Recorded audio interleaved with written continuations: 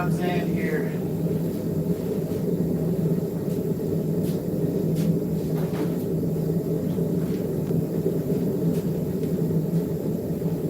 So that fuel. Yep. What's up, Mule? How you doing?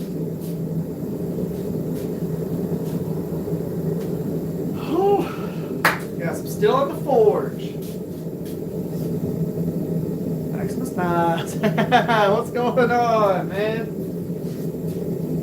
So, we are going to do some forging tonight. I've got a piece of steel. It's like a kind of an oddball shape. It's one of my Willys Jeep leaf springs. And we're going to forge it into a knife thing. You got a puppy? Heck yeah. What's up, Duck? So, I think what I want to make out of this piece of steel is, what's up, Stray? Not exactly a dagger, but kind of like a, I don't know if it's called a dirk or whatever. So it's like a dagger, but the bevel on what would be that top edge only goes back about halfway. And then, so it's going to have a medial ridge. I'm not making a Chris dagger. I'm not making one of those swirly daggers. This is something that I think is going to look pretty cool. We're going to see how it turns out. I mean, it might not be cool. I highly doubt it's going to not be cool. But with the way that this piece of steel is cut, I have like different angles at on either ends of it. It's almost cut kind of like a rhombus or something like that. Kind of like a bayonet, yeah. Yeah, Chris daggers for optimal stirring of the innards. Yeah. I just don't see anybody just like carrying around a Chris though. This would actually be fun to carry around. I don't know how big this knife's going to be. We're just going to start forging it and kind of just have some fun with it. Now, of course, with it, hey Mom. What's up, fish? So, it's, we're going to just play with it. We're going to have fun. We're going to see how it all works out. It's out of 5160, the Willys Jeep leaf spring. That's what we're forging. I've got the piece of steel in the forge right now, heating up. So, we'll flip it over. The first thing I have to do with this, pretty much every single time, is whenever I first start forging it, I kind of have to knock it around a little bit because it still has the paint on it from whenever it was Willys Jeep leaf spring. So it still has that like, what is that, olive drab, like green paint on it. So that's got to all come off. Make a trench dagger. That's because no one is cool enough to pull off a Chris other than me.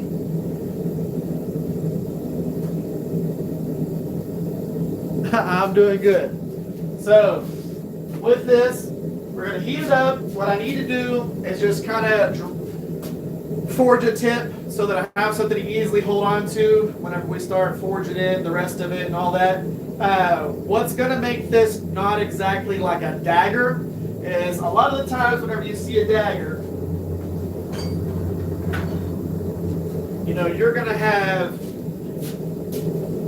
shoulders on both sides of it right here.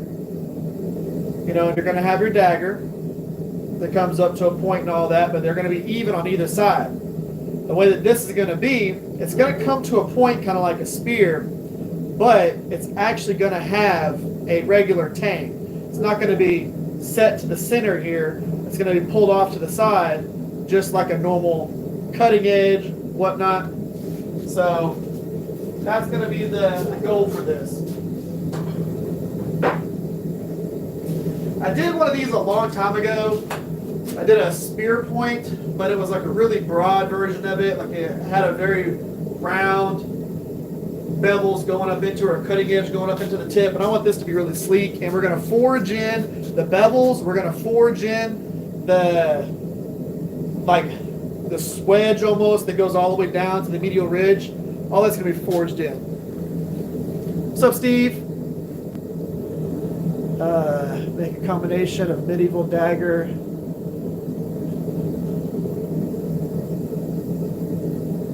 Yes, I'm regular tank.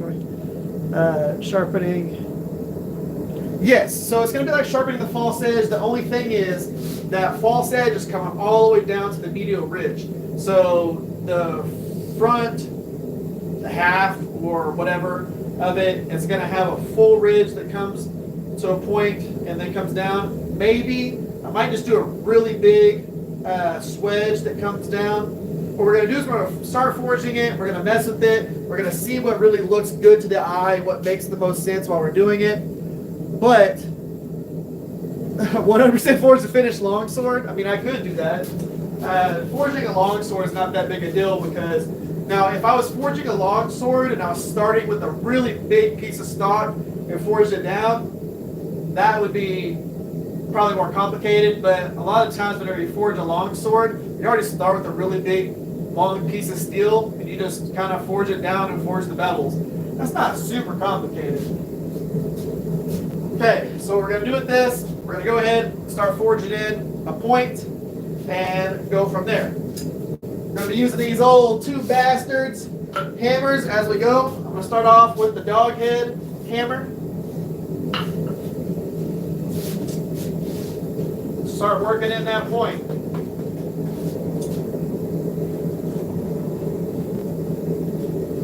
Come on now. Come on now, get out of here.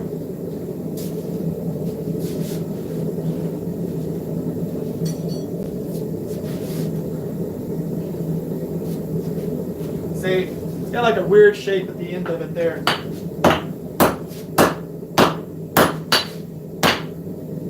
I'm trying to be careful. I don't want to flip this thing out of my tongs here because these tongs don't hold this still very well.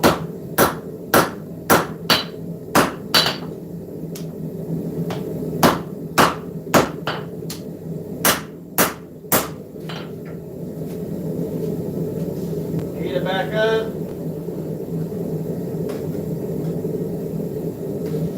I need to make another smaller set of these for whenever I'm working with smaller material. These are what I use whenever I'm using the big stock, or if I'm using like, show you.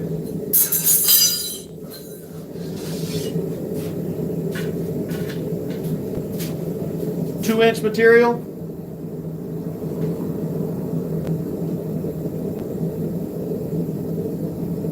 That's typically what I use whenever I'm working with the big stuff.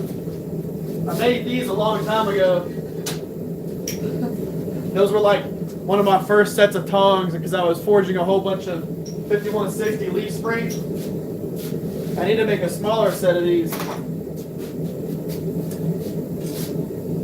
I wonder.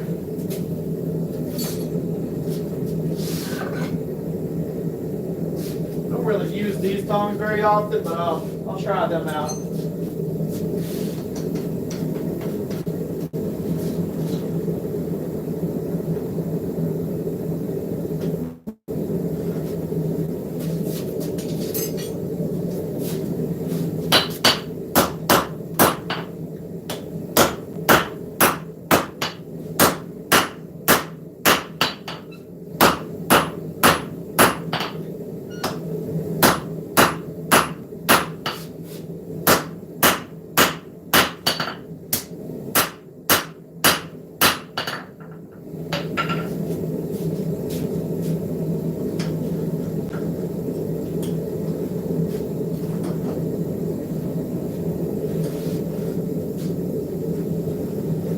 $51.60. As soon as it starts cooling down, put it back in the forge.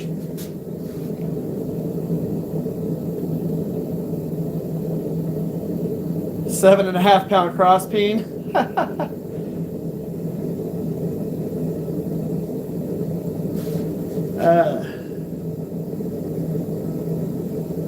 Yeah, I did. Yeah, you can see the oil on them still. I did wipe them off, but just a little bit of oil that was left in the pin area. So the things that I just got done heat treating were these knives that are going to be going on the website beginning of the week. So I've got some forged handle knives. This one was I-beamed. You can see the flare on there. So that one right there. Of course, got to finish up the bevels and whatnot, but it's keeping all the stuff from the actual heat treating process, that baked in oil on there. And then I had this one. Of course, that one was forged on a live stream, and I've got this one right here that was forged on my live stream that I did at the Texas Custom Knife Show, where I took a piece of round bar, forged everything flat, did an integral handle with the I-beam, of course integral bolster. That right there is going to go on the website as soon as I finish it. And then this one right here, if y'all remember, this is the one where I forged a little curly Q for a lanyard right there.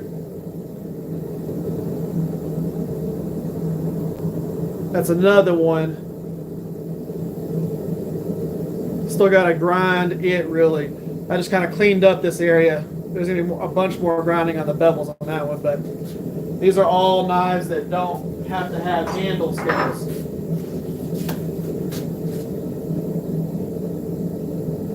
I think so. That'll be super cool. I'll be doing some of those. I'm still finishing another one from the show. Nice. I will be doing a few of the ones with handles like that. I've got this one that's going to have some nice undersized handle scales on it. This is the one where I did the gap here. That's going to be pinned together by either some brass or copper.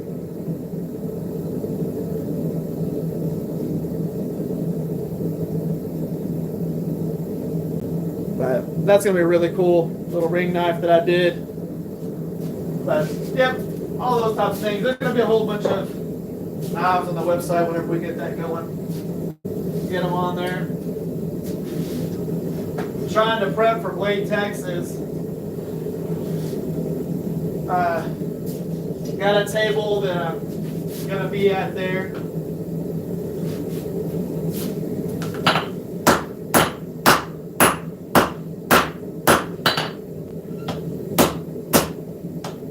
Don't really like these tongs that much. They are uncomfortable to hold. I need to take a draw at the tines a little bit.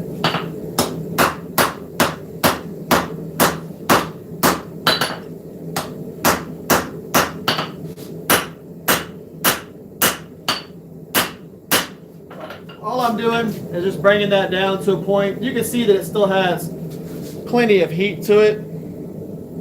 Down there it looks really gray. It still has plenty of heat, but I'm bringing that down to a point that I can use my actual box jaw tongs.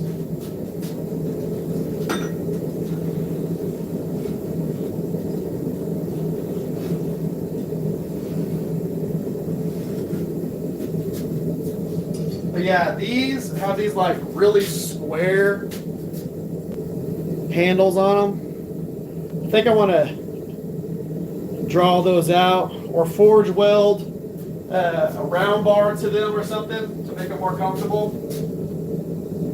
They're not that comfortable. Every time you hit, it just digs into your hand. And I'm not going to wear gloves while I'm forging.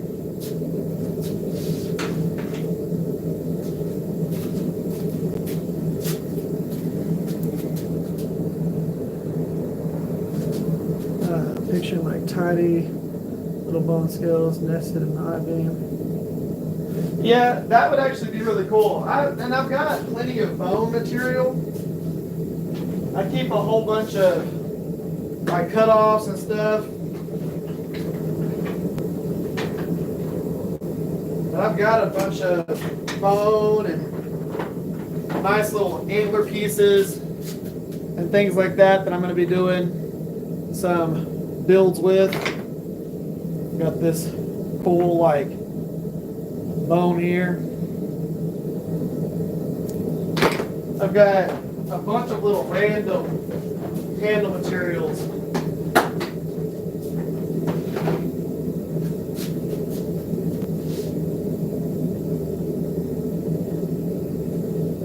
So many things going on here. Okay, let's keep forging.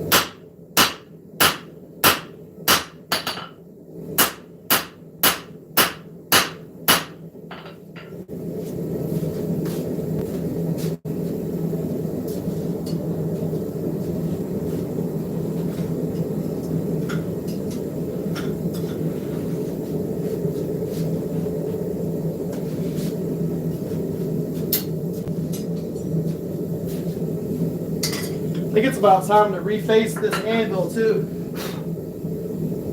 Take it, clean it back up again.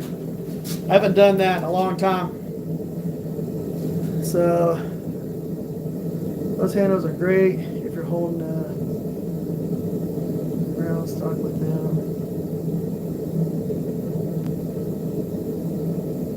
That's true.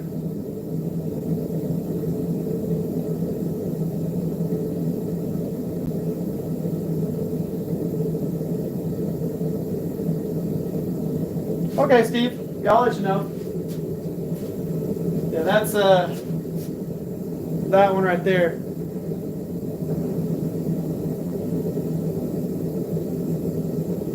And all of the ones that I do like this will all come with leather sheaths and all that jazz. All right.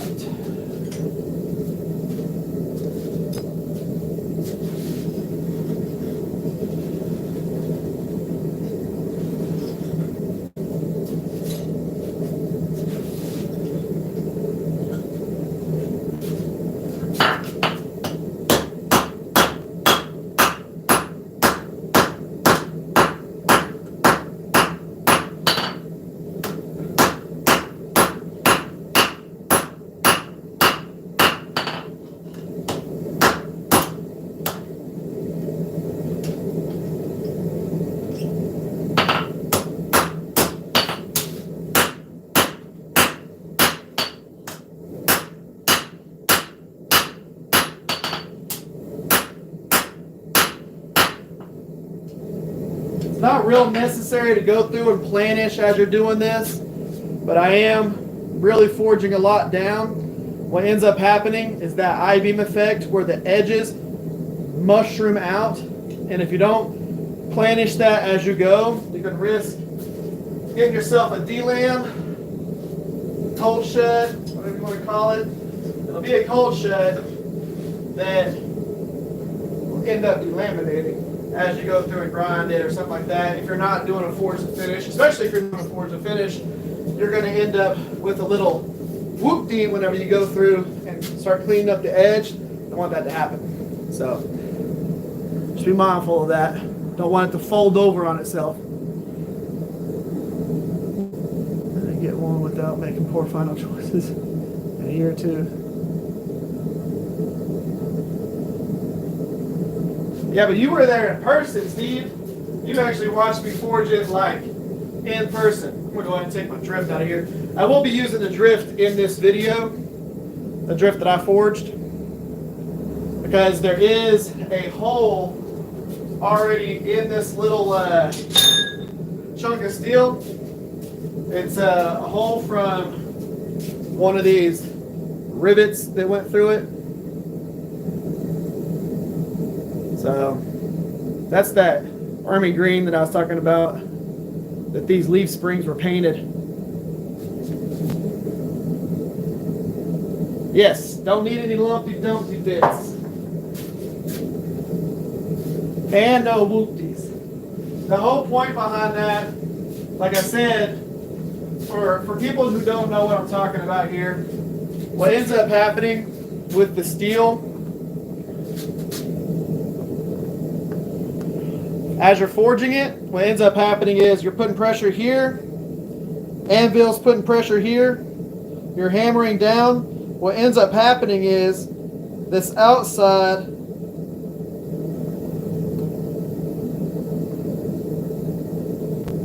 starts getting a little mushroom effect right there. And then it'll slowly, it's more like this than anything. And what happens is, if you take and you keep doing that, you're going to end up with basically two C's on the side here. You don't want that. You need to be pushing this stuff right here back in as you go. That way it stays square. If not, what ends up happening is you take this edge right here and you fold it over on the side here. But then whenever you take and you start grinding this section right here that folded over will forge its way into the chunk. So it'll forge its way in here. When you start grinding this area off, this little chunk will fly off and you'll have this nice flat section and then a whoopty. And then you'll have to fix that later. You don't want to do that. So that's the only reason why I'm planishing at this point. Not planishing because I'm trying to keep everything nice and neat. I'm just planishing so that I don't get those little issues later. Because on a forge to finish knife, what you do during the forging process is left on there. If you screw it up by not paying attention to the finish of the knife, you have to then grind it all off. That's not what you want to do with this style of knife.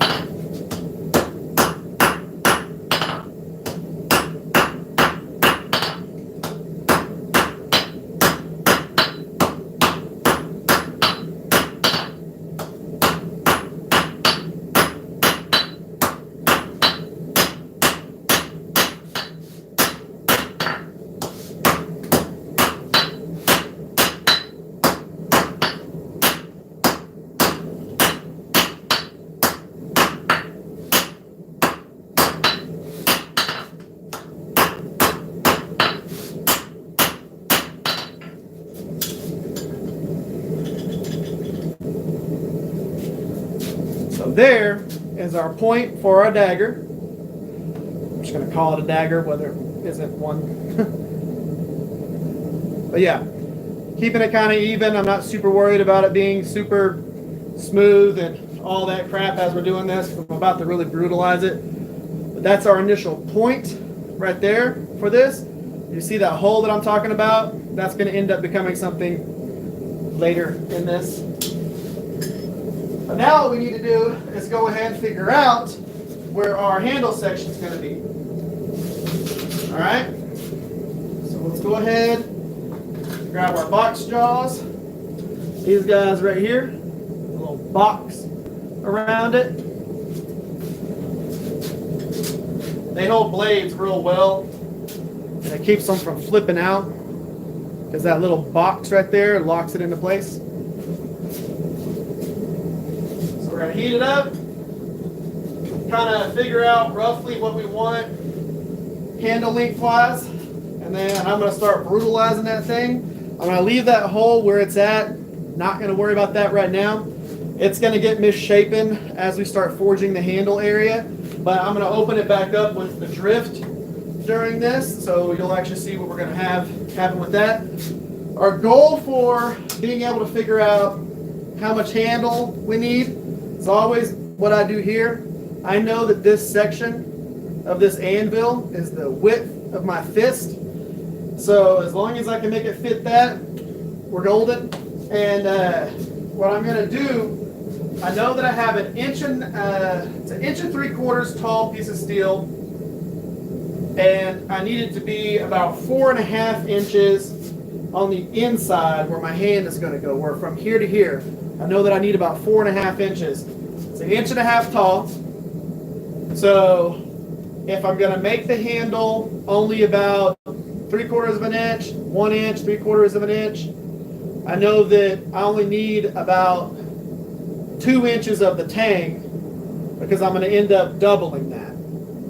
So I only need about 2 inches of the end of the billet to be able to forge my full tang, because I'm going to double it in the forging process. Those for the grinder, alligator piss, nice. I got to go down there and pick up some stuff here soon. Plans for Revolution Gen 5 grinder, which is going to be really cool. Burner for my Atlas Forge, or forced air burner. I'm really interested to see how that turns out. Just need a valve so I can adjust the airflow. So you can, if you go on to, what is it? Houseworks. So Brian House, you go to Houseworks and you look at their Apollo Forge. If you look up the Apollo Forge, you can actually look at all the stuff that he uses for that. So for the air valve, the needle valve or whatever, he has all that stuff, the links to be able to get it from Amazon at like the cheapest stuff that you can get, but this still works well. But he has all the links to the Amazon stuff.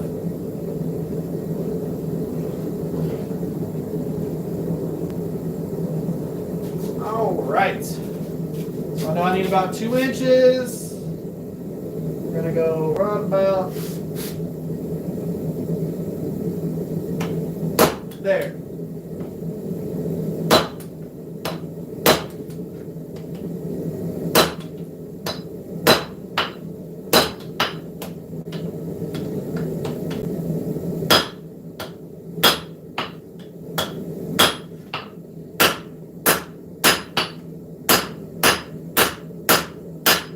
That back up. That's our notch. This is going to be our heel right there. All this material is going to end up being our handle. We're going to toss it back in the forge, heat it back up. Something to know here. Whenever I'm forging the handle section on this, I'm putting, this is going to be the heel, it's the cutting edge, putting that on the anvil, and I'm hammering here. Some people, you'll see them put the blade on the anvil like this, to where the cutting edge is on the anvil, and they'll start forging it at an angle. The downside to that is what happens is you push this heel up in, and then you got to draw it back out. You want the handle, the section that you're going to try and push in and create a finger choil, you want that to be the only thing that's on the anvil. Okay? So that you can compress that area and keep your heel as tall as possible.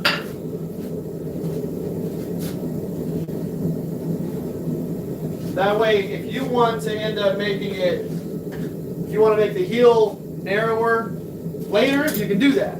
But don't put the cutting edge, don't put the edge of it on the anvil and hit in. You want to put the handle, what's going to be the handle on the anvil, and push your cutting edge down past the side of the anvil. So you want to push that cutting edge down the side of the anvil and keep it tall and crush basically the handle area. Gonna get one at hardware store or everything else.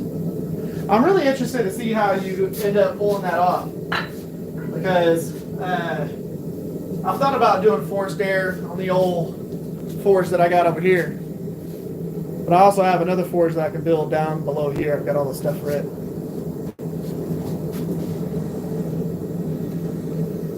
Boop. There we go. To make sure I turn, I hate that I have to turn all the comments on as I'm doing this. I would prefer that it automatically just know that I want to see all of y'all's comments and not just the top comments.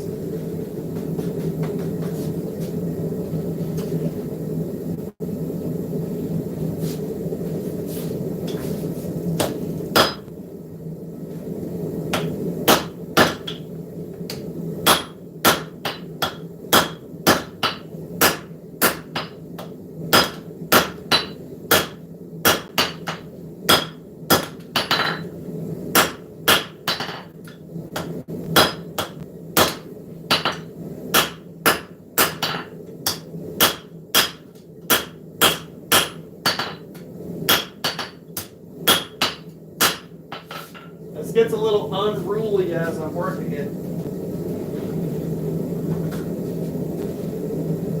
But what I think I'm going to do on this next one, I think I'm going to use the big hammer.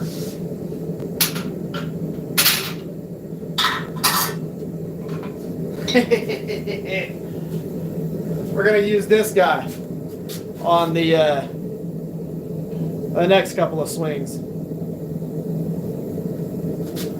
Sun isn't locked in yet. I'll go over it. Works. Yeah, I know. That's how I feel about a lot of stuff. This is a 5-pound cross peen. We're going to use it on this next go around here.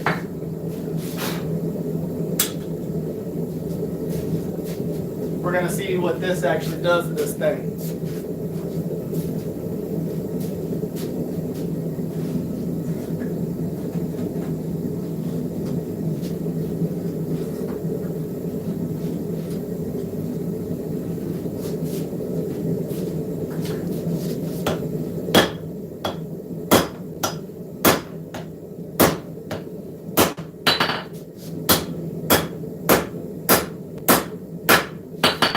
Rolling the spine a little bit. Want to make sure I flatten that out.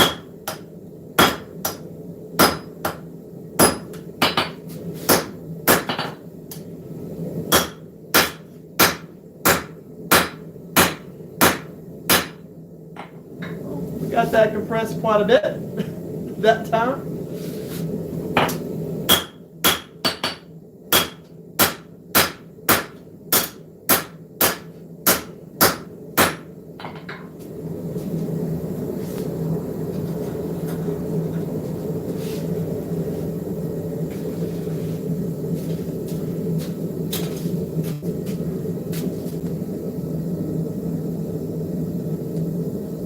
Thank you for, what is that? Saprio? I appreciate that. Give myself a drink. So one of the things that I was going to wear in this so y'all can actually see it. So I got this from Two Bastards, of course the channel sponsor. This is what I'm calling and what he's calling a hammer holster. So I know that people use it with like framing hammers and stuff like that, but he actually made this and is going to be carrying these so that whenever I'm at shows and stuff like that and I want to have one of the hammers on my hip, look how beautiful that is. The tooling and everything.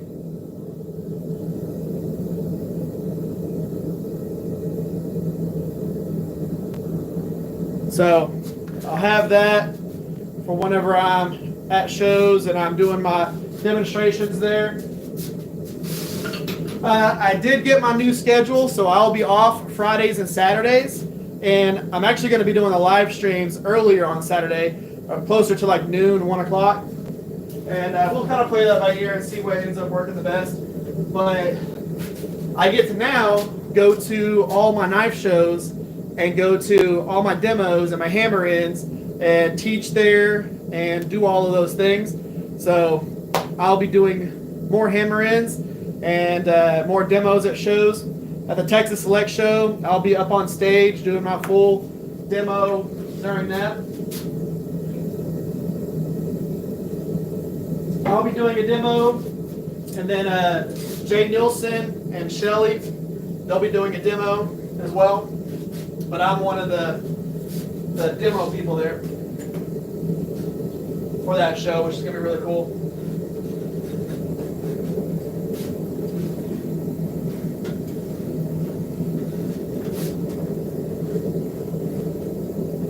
I still think it's awesome being as big to them as like a Jay Nielsen or a Doug Markida. I think it's awesome.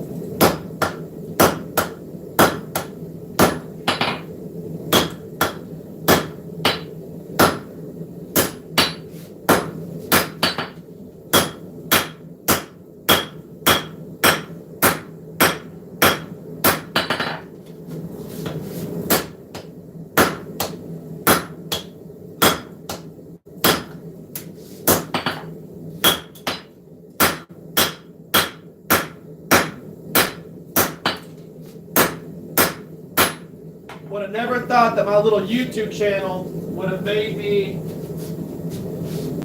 as big of a, I guess you could say, be as big as a Forged. Never would have thought that.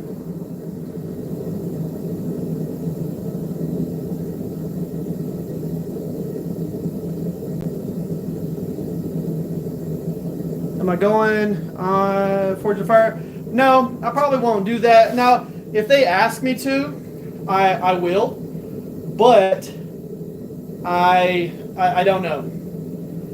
I'm friends with a lot of champions from Forged in Fire, and I mean, the guy earlier, Maximus Knives, that was on here, that's Neil.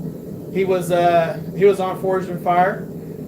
That's the guy I camped with whenever we were at the Dragon Forge experience, and we had champions there. The guy who runs the Dragon Forge experience is a Forged in Fire champion. So there's tons of those guys, and I'm friends with the judges, with Doug and Jay and all those guys. So it'd be interesting going on there and competing. And a lot of those guys are friends with Jay and them beforehand too. A lot of the people in the knife making community. So I don't know. My goal is to be able to teach at the events that the Forged in Fire guys show at, and show them my version of Forge to Finish and the way that I forge and processes, because I've got people that have been on Forged in Fire that want to come and take a class from me. So I've got people that have been on it. I've got people who've won their episodes, the champions and whatnot, that want to come and have me teach a class for them, so they can kind of get used to the way that I do certain things. I found that pretty cool. And I'll be doing that. Classes are going to start up this year, relatively soon. I'll probably start classes the beginning of March. Have people come down to the shop, do a full 2-day class with them. I might start off with 1-day classes on the weekend or something like that, but yeah, that'll be happening. Okay, now that we have this section right here forged in, we need to do the back section. So all we're going to do is hang the back section off the edge of the anvil and create what I call the peakage oil.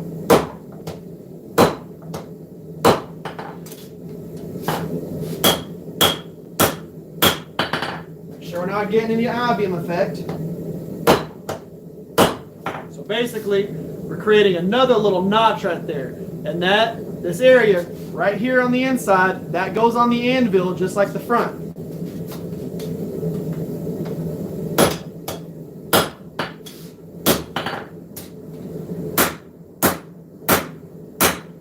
I'm not worried about that little hole or what's going to happen to it, so I'm going to end up drifting that back out later.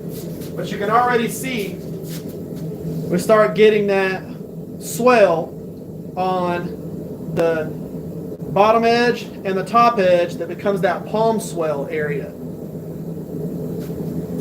Whenever we're doing this stuff, you want to make sure that you're setting yourself up for success with preforms later. I show this a lot in my demos, whenever you're going through and you're forging a knife,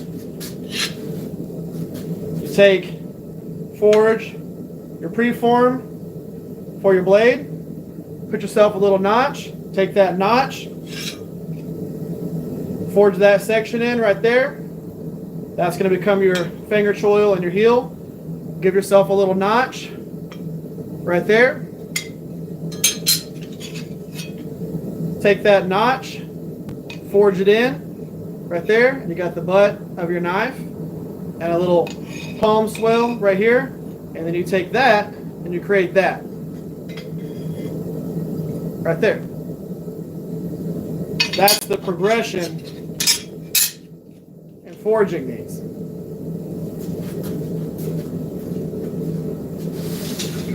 Right now we're working on that handle area. We want to get the blade tip forged, which is what we already did. And then we want to go through, get the handle starting to work in, get that about 70% done, and then go back to the blade. Get the blade to about 75% done, go back to the handle, go back and forth as we go, and we end up with a nice forged to finished knife.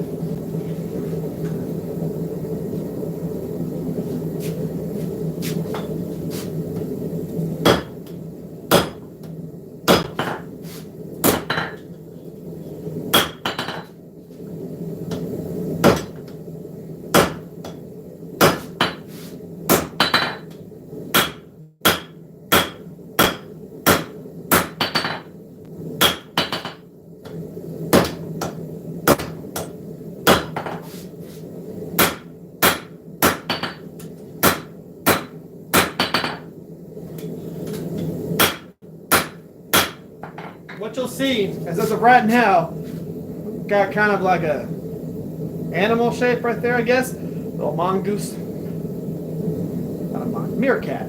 Kind of like a meerkat. I'm not worried about this profile right here.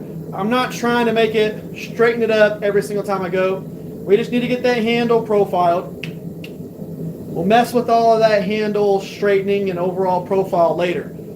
Right now, we just need to get this section where it needs to go. Then I'll pull it down, do a little bit of that.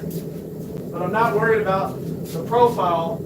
Anytime that I'm planishing or straightening, all that's for is just to not screw up the next step. We will end up profiling this into a whole entire blade as we go. It doesn't need to be a beautiful looking blade the entire time we're forging it.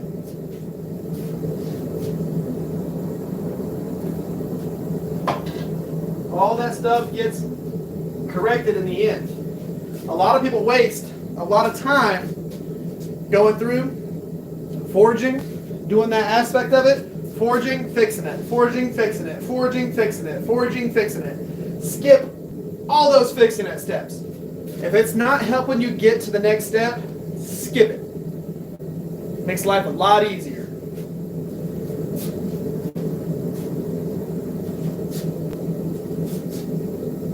That heat back up. What we're going to do, another round of forging what I call the pinky choil, which is the back section of that handle. Big for shows, because the impressive part of your work is in 2 hours of forging, not 20 hours, or engraving hand sanding. True. The made of hemp. Which thing?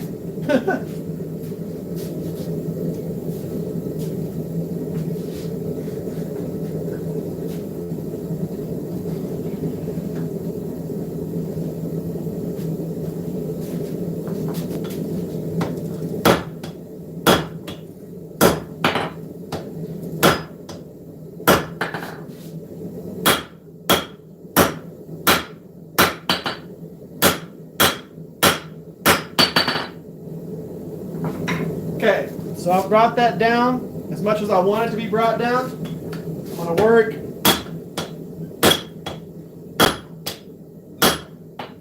that finger choil down just a little bit. So what you're going to see on the next heat, I'm going to take this right here, Lay it down. I'm going to hammer whoop, straight in the center of that handle. I'm going to hammer right there. It's going to flatten it out a little bit and give me a little bit of length. Right now, this handle is about half an inch too short. But as soon as I go through and take and make it to where it's not a like diamond shape, and I pull that swell down just a little bit, boom, it's going to give me that extra length. Do a sword, it's more fun. Let's do a warhammer. We're definitely going to need to do a warhammer. By the way, that ring looked absolutely awesome. The Ild Fox ring, that looks good. Send me a picture of a wakizashi.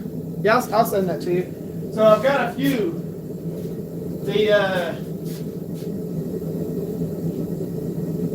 Of course, the wakizashi that I use for the yard work is that one. That's the one that I use for yard work. Look at how gnarly and beat up that thing is. Absolutely ridiculous. But then that right there is the smaller wakizashi. That one, of course, has a forged medial ridge all the way down it. It's got a bevel towards the spine and a bevel towards the cutting edge. That one will be finishing here shortly. One of the other things that I need to have finished by the time I do go to Blade, Texas, I need to finish this right here.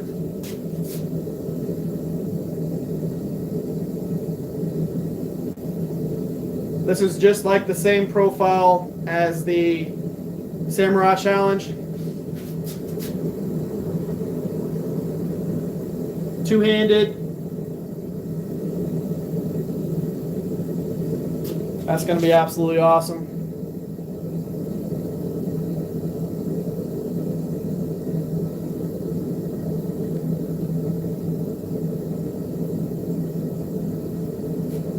Yeah, I'll send you that tonight, Scott.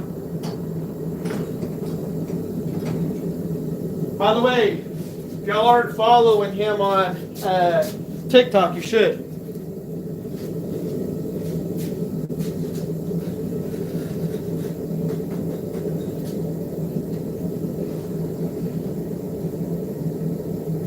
All right. Take that section right there. Lay the spine down on the anvil. Start forging that in.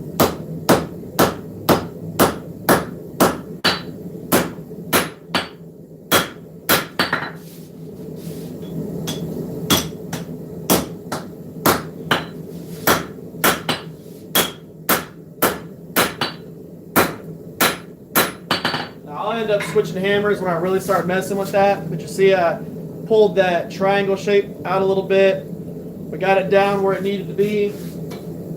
We're still short on the length. All of that will happen as we really start focusing on the handle.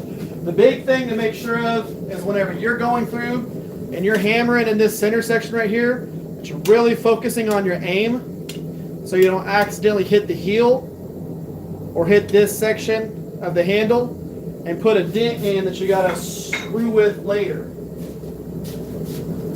But for right now, I'm gonna go a little bit of length on that handle.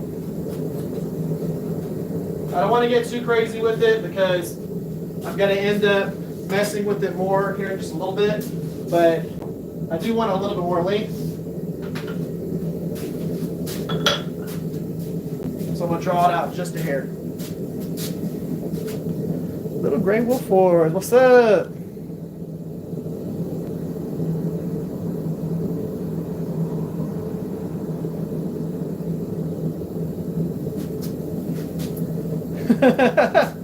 Hey, and by the way, if y'all aren't following me on TikTok, I have a TikTok now. The whole point behind that, I'm building that up so that I can go live on it as well.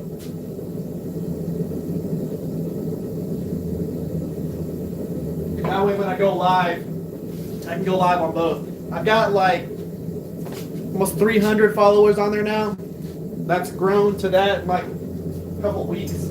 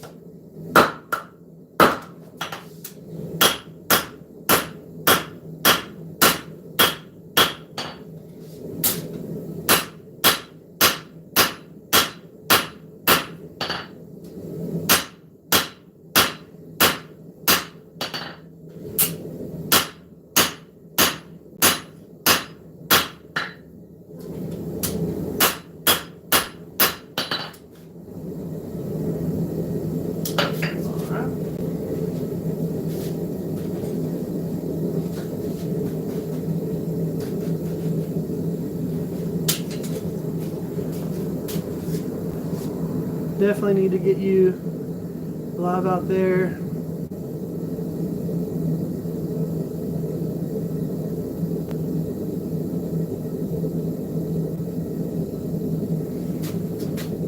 I'm going to show you something real quick, Ronald.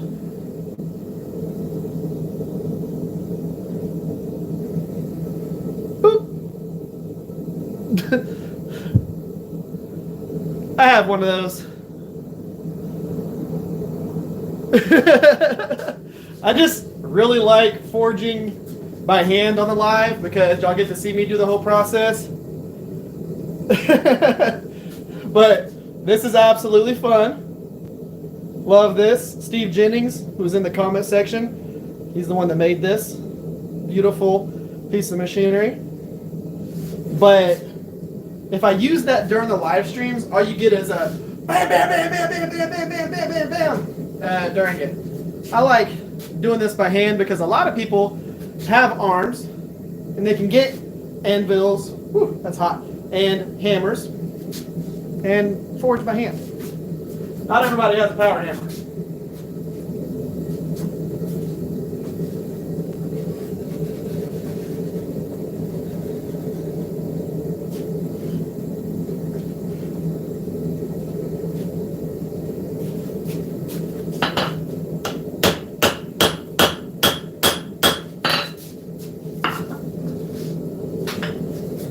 Straight peen hammer, just to narrow this down a little bit.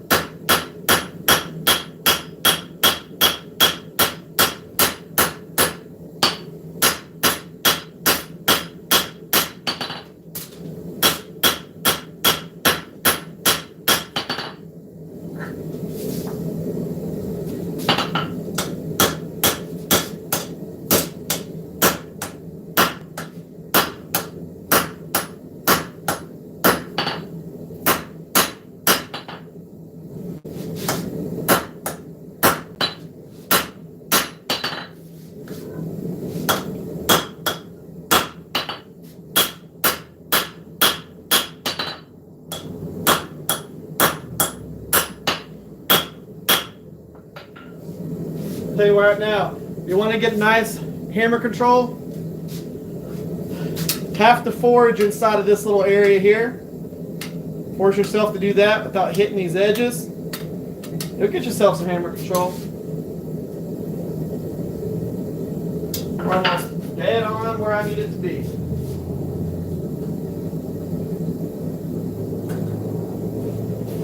We'll do one little modification.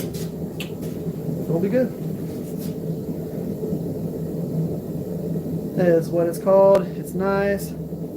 Just have to forge most things by hand. Yep.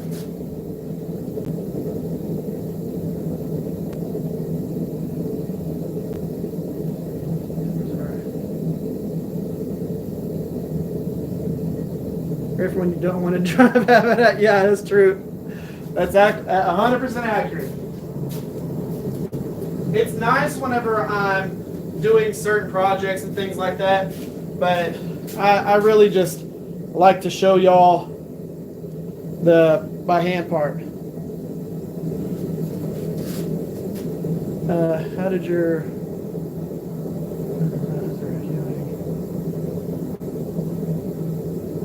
yeah, here we are. Yeah, miniaturization structure. You know, I have that happen actually quite a bit, where I will be the video that's right here, but if you go up or down, there's like a lawyer talking about something, or like somebody just sitting there watching TV.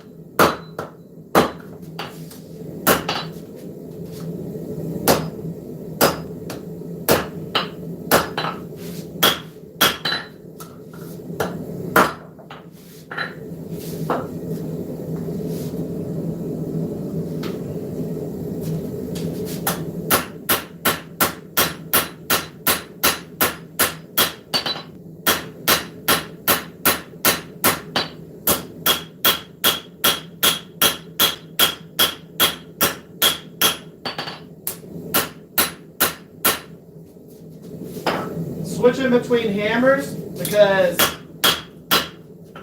I wanted to push this section back just a hair, but in that process compress this a little bit more than I wanted to. So then I switched to the straight or the cross peen, and I drew out some height going from side to side here, or from bottom to top.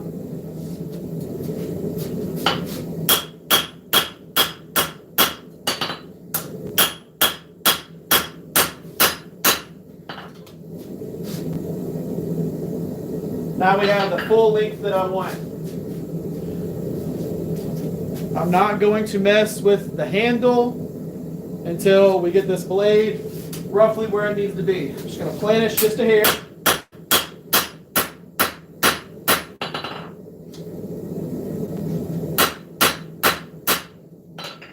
Now we're going to work on the blade.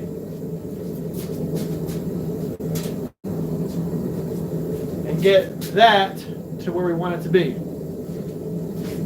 that ain't the profile we want.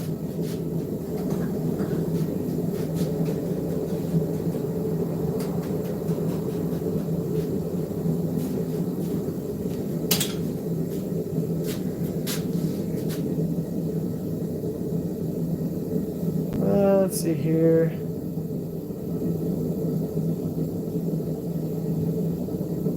Making hammers, any kind of artistic stuff. Yep. See, I like doing knives, but I also like making some of the other stuff. Like if I'm doing like fan chisels, things like that for doing different things. So forging those, doing my drifts. I'm gonna be forging a hammer here soon. I've got some glue gun. Just taking out my hammers. So I'll be forging actually a dog head hammer out of that. That's gonna be fun. I'm not gonna be selling them or anything like that. My channel sponsor, Two Bastards Texas Knife, or Texas Knife, Two Bastards Texas Smithy and Supply. Those are the guys that I get my hammers from.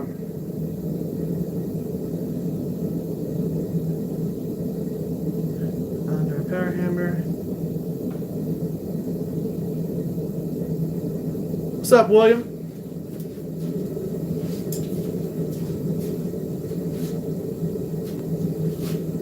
Although I have seen people do some crazy stuff with the power hammer when it comes to making knives.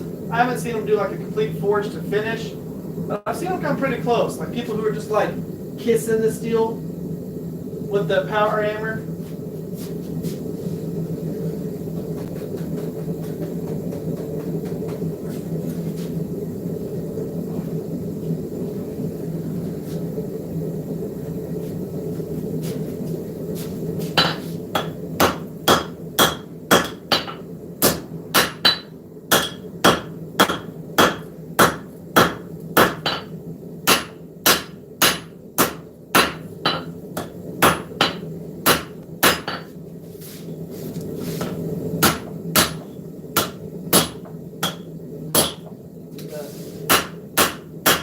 drop that point down a little bit.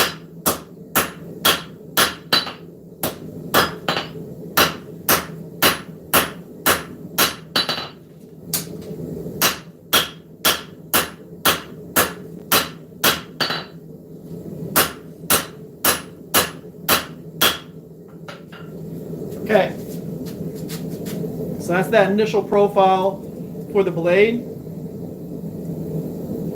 Now, of course, we're doing kind of a dagger type thing, but what I'm going to do on this, I'm going to do it slightly different than what I've seen other people do whenever it comes to forging this part.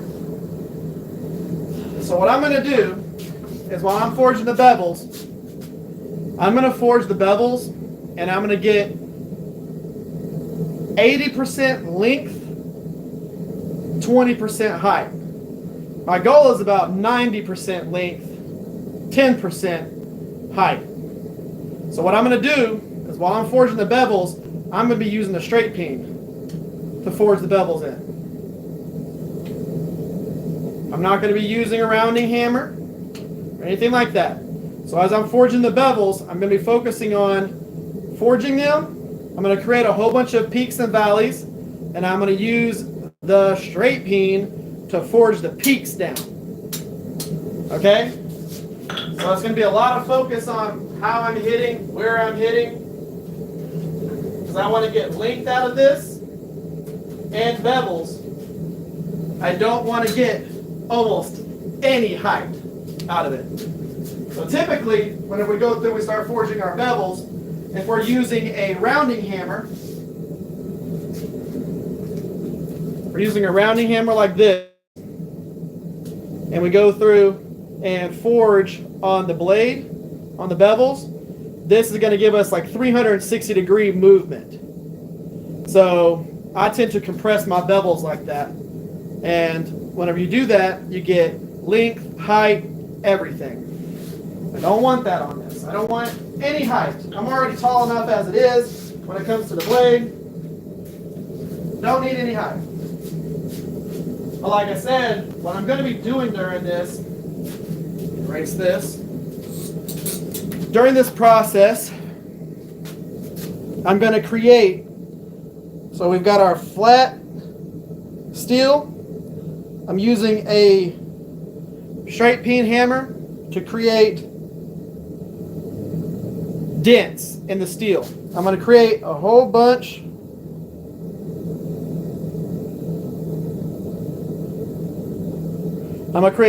of valleys on here, and then we're going to have these peaks that are right here. We're going to have these peaks.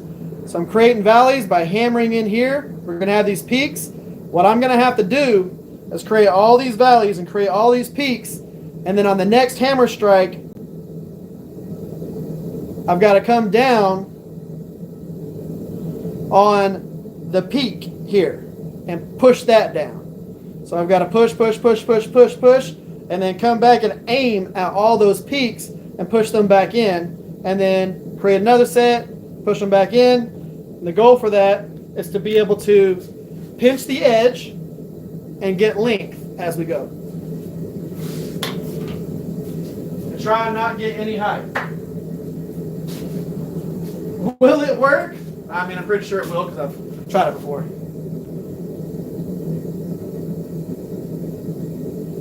And yes, I do. I got lots of good friends in the old Forged in Fire territory. Both judges. I got interviewed by Doug Marcaida whenever I was at a show headlining with him. So you go to, I think it's like the Cutting Edge or something like that. If you just look up like Doug Marcaida, Eric Rivers, should pop up the video where he does a little interview with me.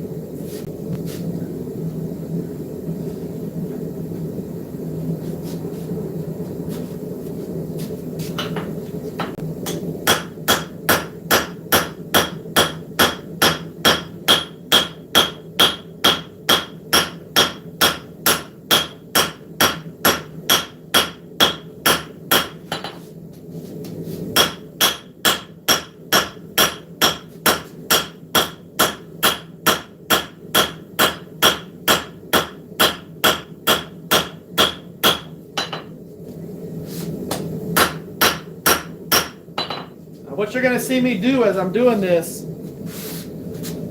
I am hammering at an angle right here. Okay? I'm hammering at an angle as I'm going through and whoop, creating all of these peaks and valleys down that edge. Okay. Now in the next heat, we're going to go down the spine. And we're going to counteract that. What I mean by counteract that, we're going to counteract that curve up.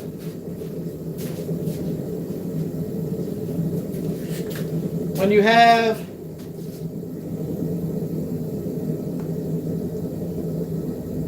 a lot of the times, that's horrible. We'll just act like that's a knife. A lot of the times, we'll have like a profile where we go through and preform it, and we hammer. A lot of this right here. Whenever we hammer that section, what ends up happening is it stretches the material this way and that way. So you go from this straight edge kind of thing right here to a curve this way. And what that does is that gives you a normal knife profile, like a drop point.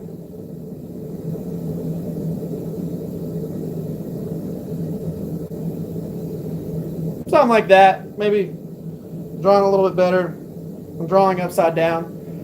You know, and you would have like bevels or whatever right there. But we get that curve as opposed to that straight line.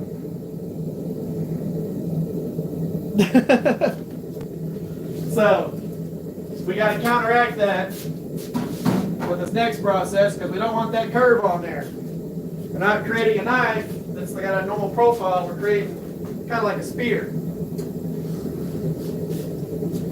So that little hook right there, which looks kind of cool, gotta take that away.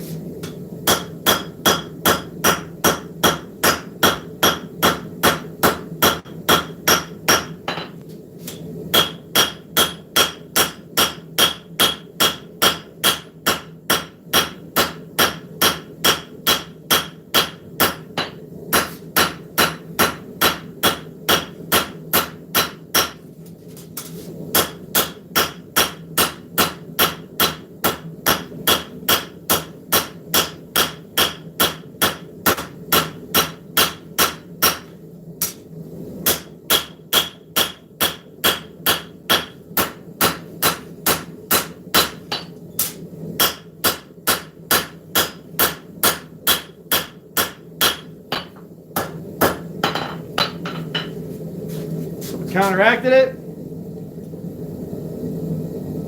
brought that tip back to center. You can see we're going to end up with the ridge right here.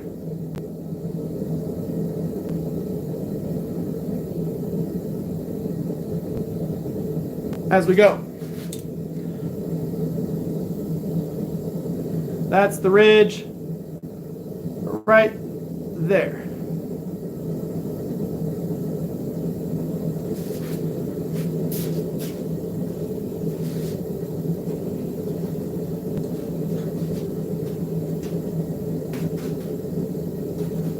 So as we're forging, we need to make sure we're going even on both sides, working down.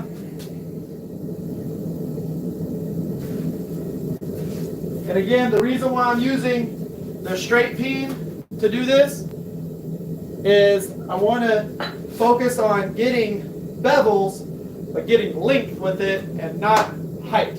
Normally, we're trying to get height. That's the goal. Normally, whenever we're forging, we want to show y'all one that has that drawn out.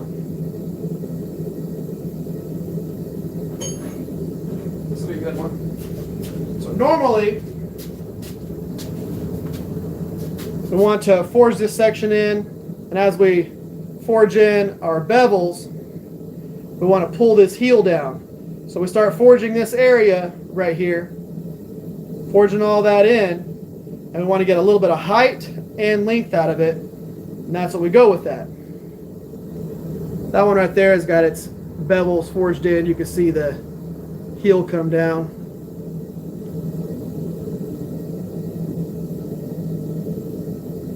That's got distal tapers forged into it, to the tip and through the tang. That's a good little knife right there.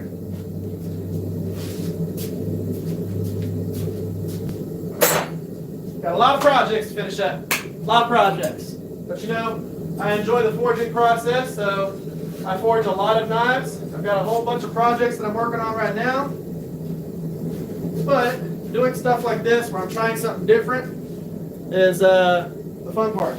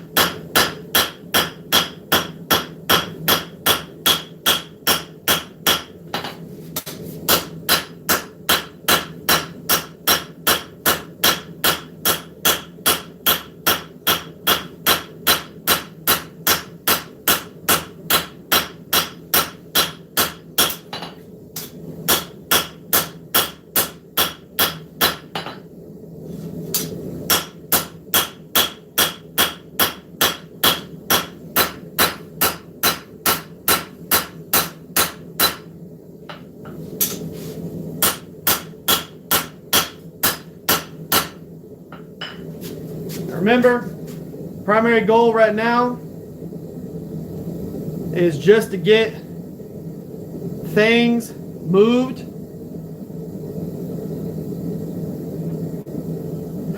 What's up, Chip?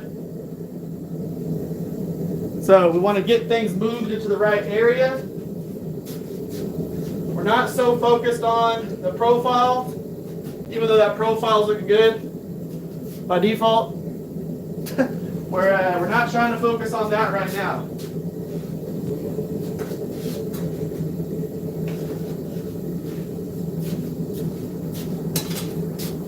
So I'm going to do this round.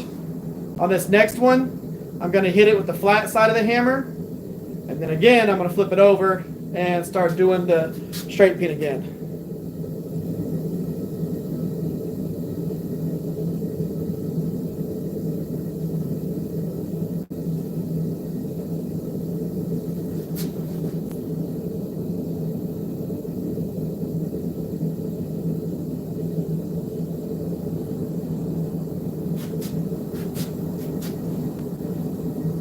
Well, I'll see you in a little bit, William.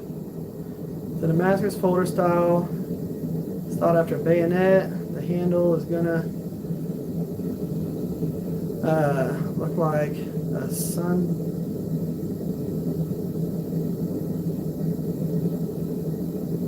Oh, gun barrel. Yeah, I see what you meant there. It's gonna be sick. The shop chair just broke. In Texas next week. Oh, Chip, Texas bound.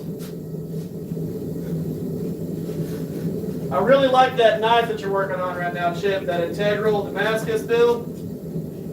That's going to be a good looking son of a gun. So we're going with the flat side this time.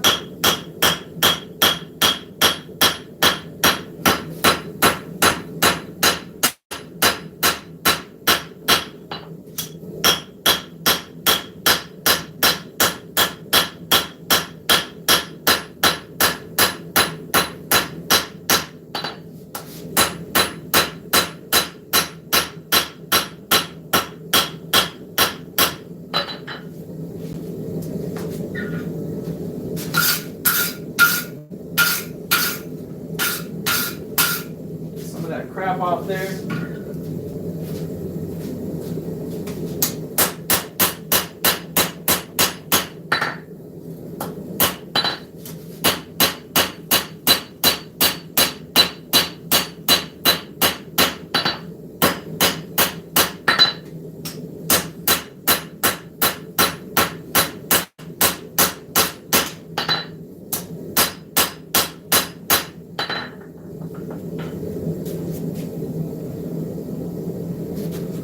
So you can see the ridge. We of course need to clean up the profile a little bit.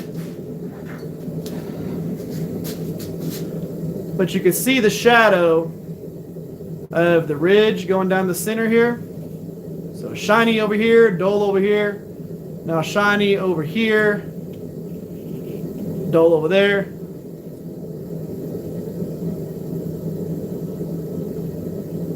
That's our initial ridge between the two bevels.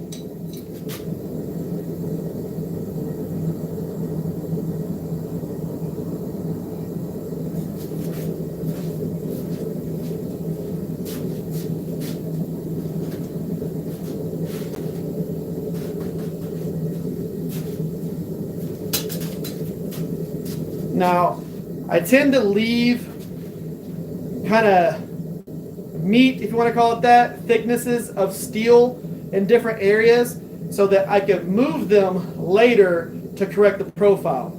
So you're going to see whenever I get done forging these bevels in, I've got to pull that point down a little bit, make it more of an actual point. Right now it's kind of blunt. So we got to get that profile cleaned up a little bit, and then we'll forge the bevels again, clean that profile up. And then I've got a section of steel in the flat area, this section right here, where it's still nice and thick. Because right now, it comes up and it has a dip on the spine right there. I probably have a knife that has that profile, a little harpoon.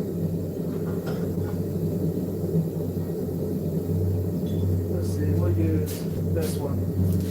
So right now it's got a little dip right here. I'm leaving a section thick right here so that I can forge this and move it up into that area and get a nice curve to this spine and gradually work it into that area. Okay?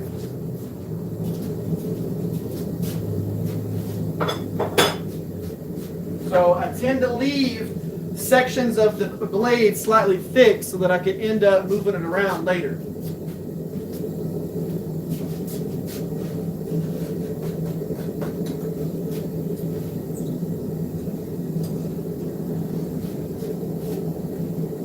You'll see what I'm talking about, this dip that's right there in that spine.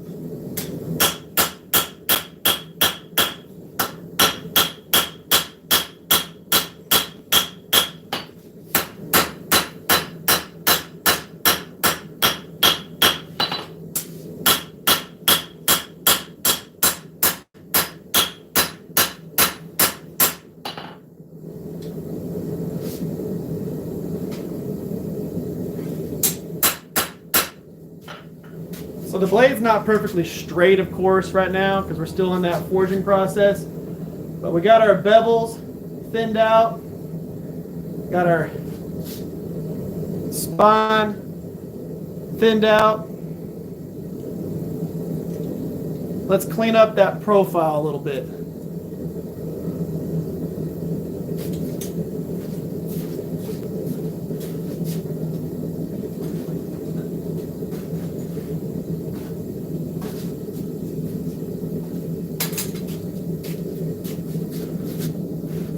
Let's see here. Full of snow right now. Ohio has some wire brush.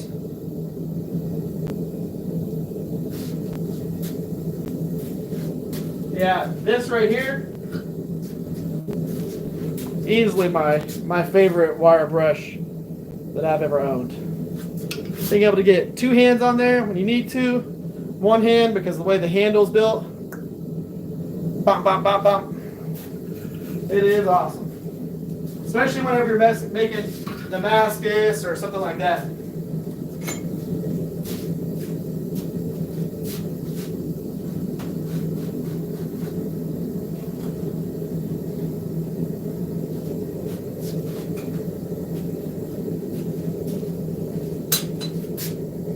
Okay, now we're going to clean up the profile.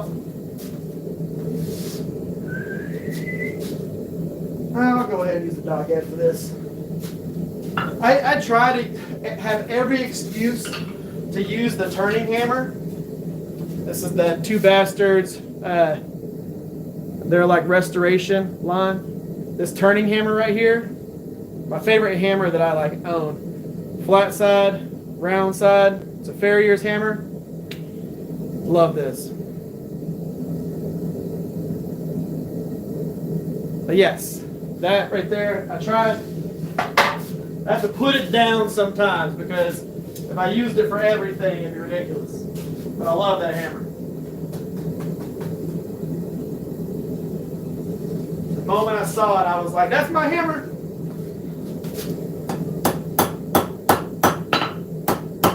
It was in my possession like 30 minutes after that.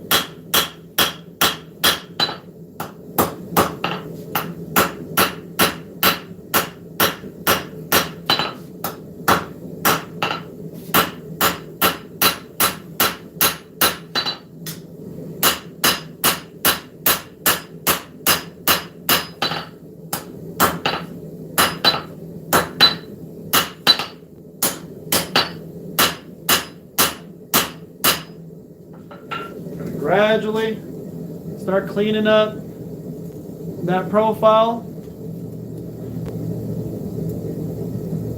As we go again, you can see that ridge right down the center there. Go into our dagger point.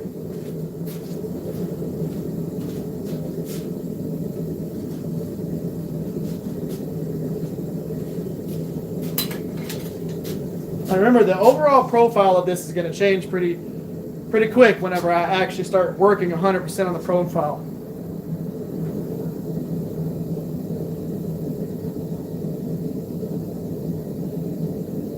Got an old hammer head from a farm auction. Yeah, I love that. If y'all like the amount of hammers that I have, so some of these are like older than some of y'all that are actually watching this. So like these two hammers, and that bad boy, the head on this is, I got that whenever I was 14, 40 right now, 26 years ago. That one is about 35 years old. Frank with Two Bastards, he actually rehandled them for me so that the handles actually match my other hammers. Those things are beautiful, but I use this for a lot of stuff. This is an auto body hammer right here. I use it for planishing. But yeah, I have a lot of hammers. The ones that I mainly use are 1, 2, 3, 4, 5, 6, 7, 8, 9, 10, 11, 12, 13, 14. 14 of them I use my flattener. You don't really call that a hammer if you don't need to, but my flattener could be a hammer if you want to consider that a hammer. You don't whack anything with it. You hit it with other hammers. Make sure I'm still centered there.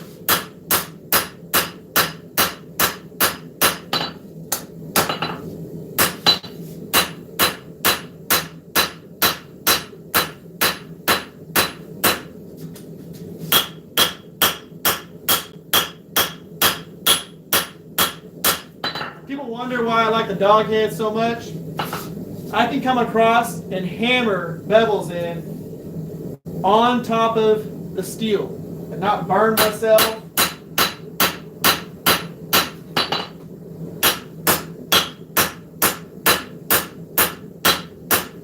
I don't have to come all the way over here. Do that. I can just pretty much do whatever I want.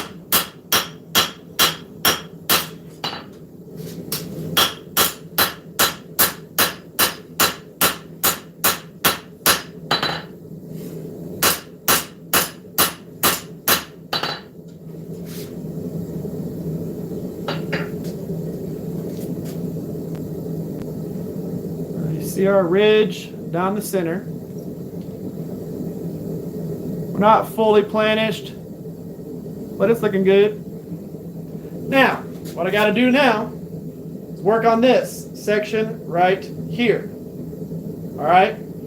So the first thing that I'm going to do is move this material out, and then I'm going to start lining up the handle. So what I'm going to do is I'm going to forge just in this section with the Farrier's hammer, that turning hammer. And what you're going to see is I'm going to widen that section, pull everything where I need it to be, and adjust everything all at once.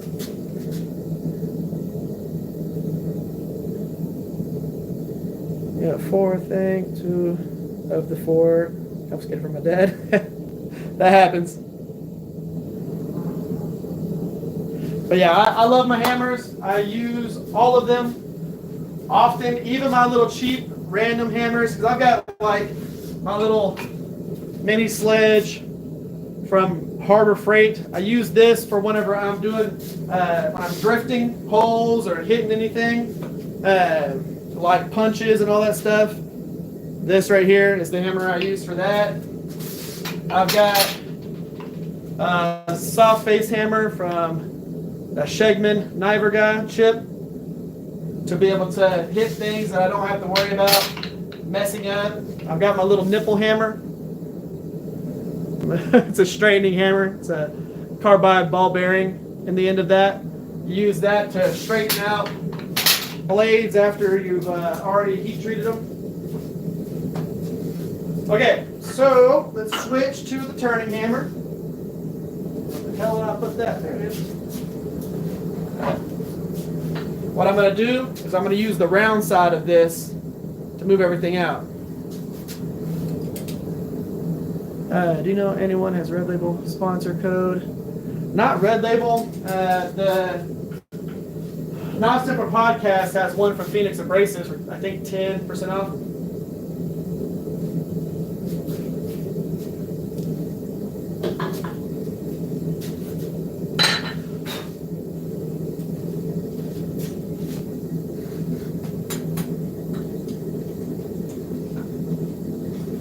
Talk about some quick work. This hammer right here. Again, this section right here, the dip.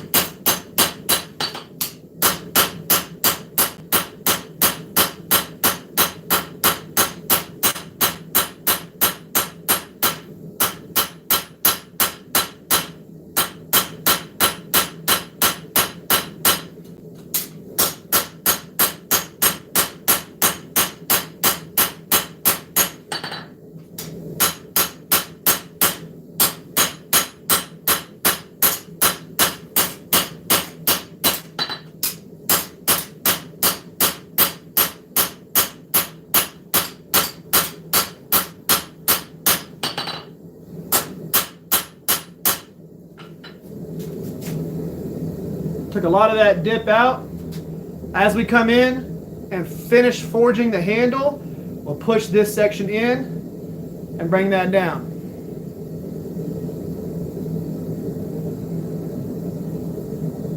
see the primary area that I was forging is in this section right here.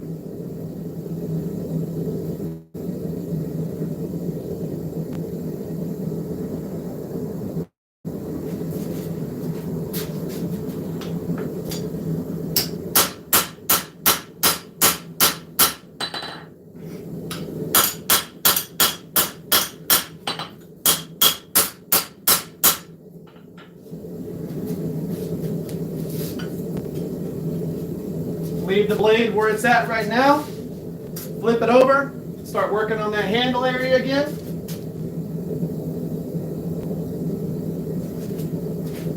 And remember, this might look kind of like a chef's knife or something like that, but this is still a spear point kind of dagger blade with a fully forged swedge and set of bevels.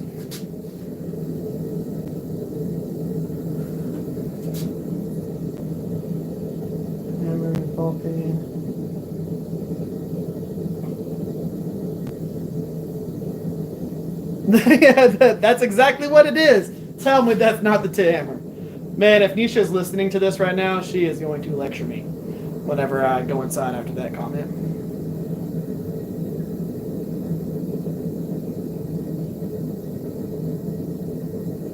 That's pretty cool. I plan on building a coal forge at one point. Just to have it, because I see people forge with coal and I'm like, that's so awesome. It does kind of look like a small Greek sword, I will give you that. So, our goal for this next step is work on smoothing out this transition here.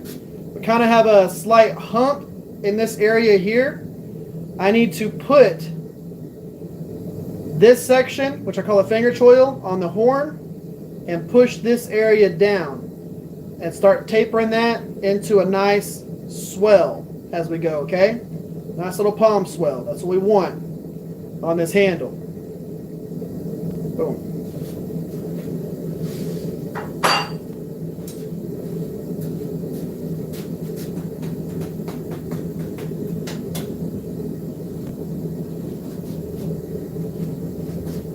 So, on the horn,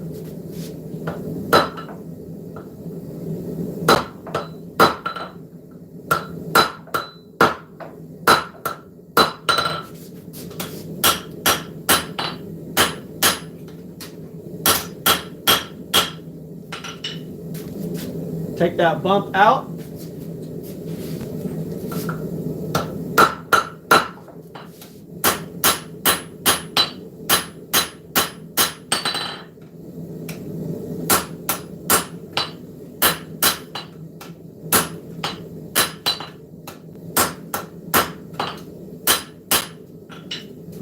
We have an indention right here where it kind of curves in and there's a little hump there.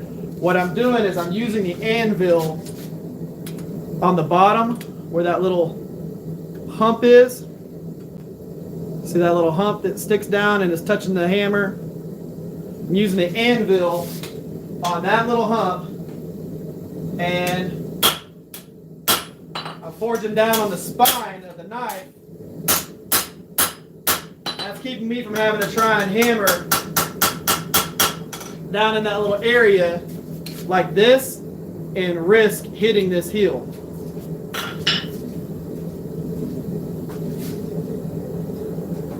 You know, use all the different parts of your anvil to your benefit, not as a hindrance.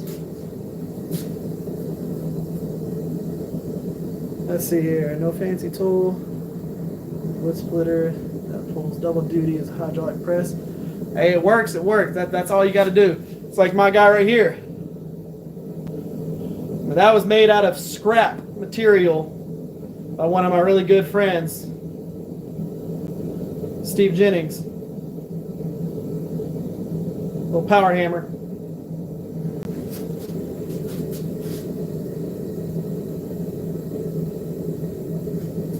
Red Label has a whole bunch of different types of belts.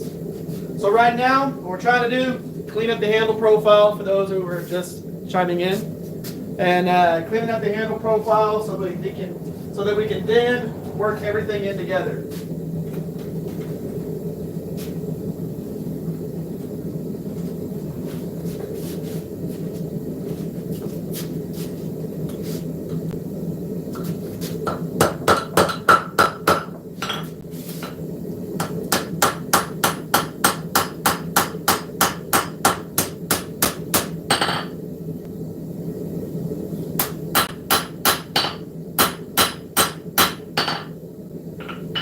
Okay. Smooth handle profile, as you can see, it still hooks up this way. It's going to end up hooking down as we go. I'm going to go ahead, bring it, hook it down a little bit, and then we're going to drift out that hole that's now a teardrop a little bit.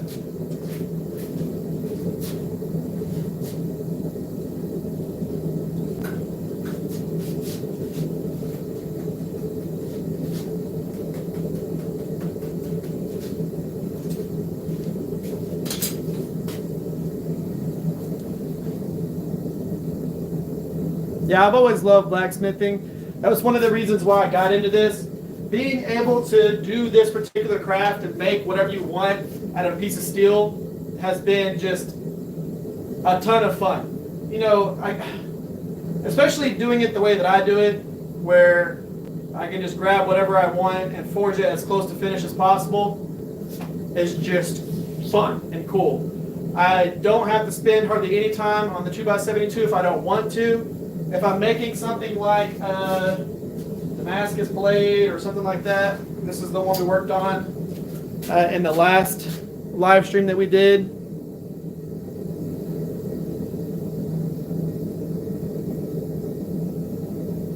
And that is, of course, 1084. Middle layer is 15M20, and then it's got ladder pattern Damascus on the cutting edge.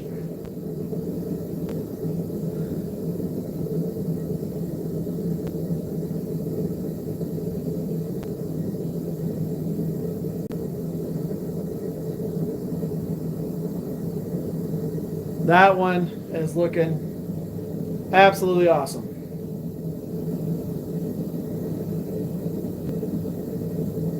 I'll have this one on the table at Blade, Texas. It'll be for sale there. I'm not going to sell it beforehand. But it'll be available to purchase at Blade Show. And it's going to look awesome when I'm done with it.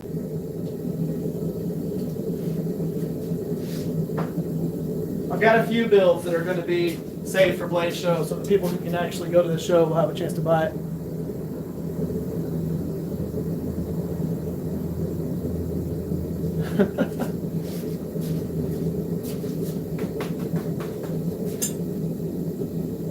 I do have 5 knives, 5 cool knives that are going to be going on the website here within the next week.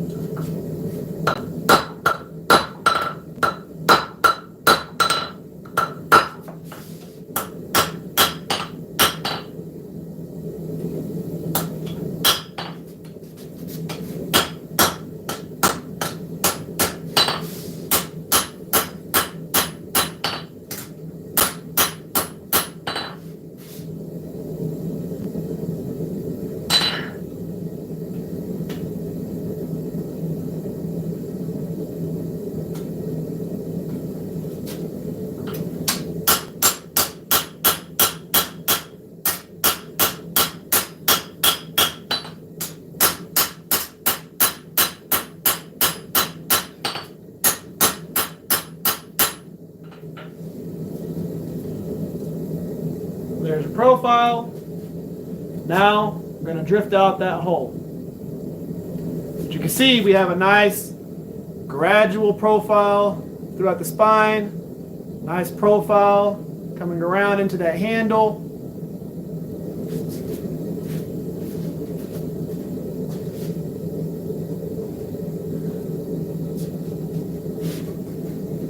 We're going to heat up the area where that hole is. We're going to switch hammers to the sacrificial hammer, the Harbor Freight mini sledge, and we're going to grab my drift. This is one that I forged myself out of some tool steel. Forged it, cleaned it up. I use this to drift out the rings on the little ring knives or the karambit style knives. Those little guys.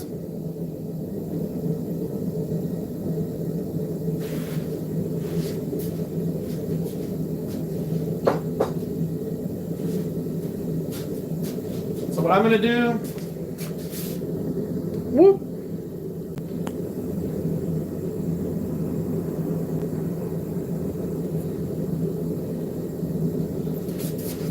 We're going to use this little hole right there to let us drift this out.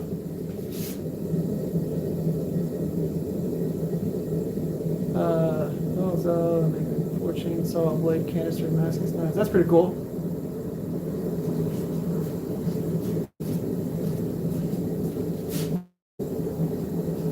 All right. So that is what the hole looks like right now, kind of like a teardrop.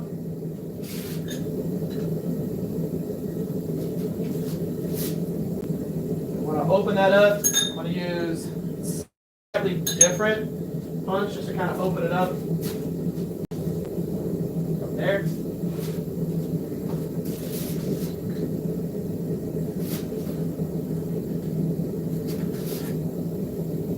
Grab this with these tongs.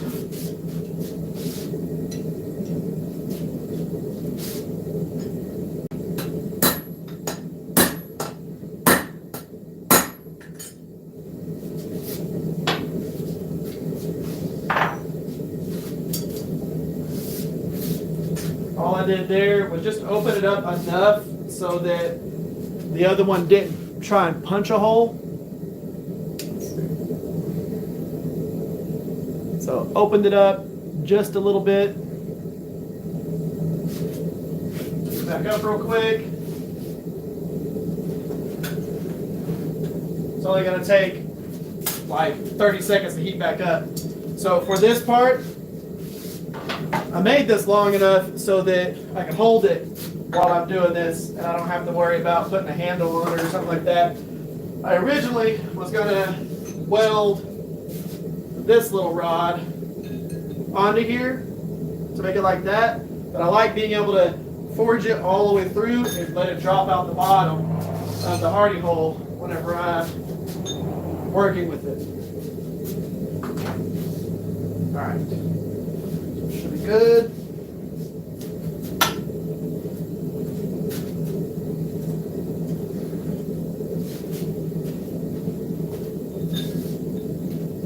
Down in the hole.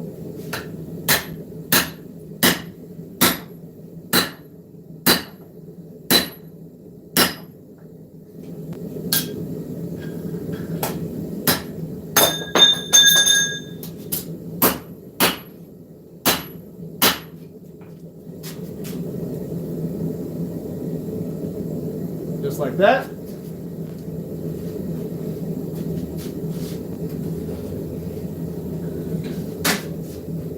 Heat it back up. Do it again. Cool it off.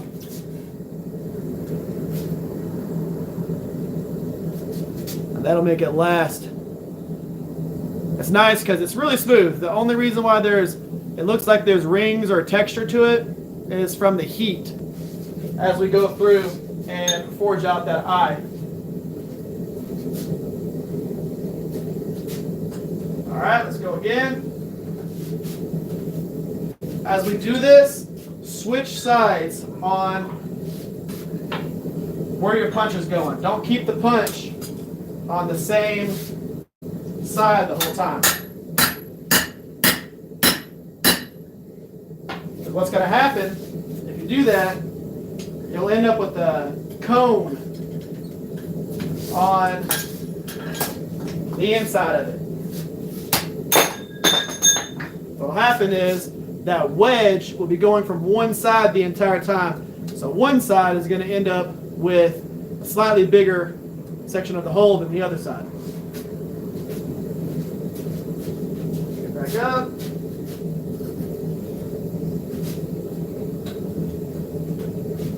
This isn't going to be like a ring knife, a hole, or anything like that. The goal is just to open this up a little bit. I'm going to end up putting a lanyard on it.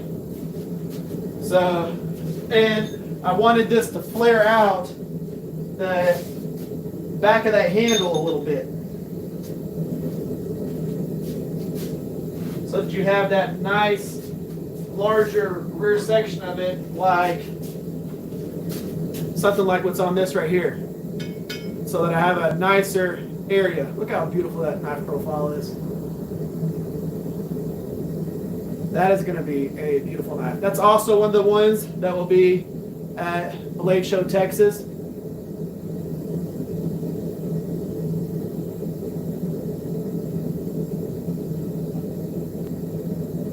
That is one of my favorite looking profiles right there. Oh, that's going to be so cool whenever it's finished.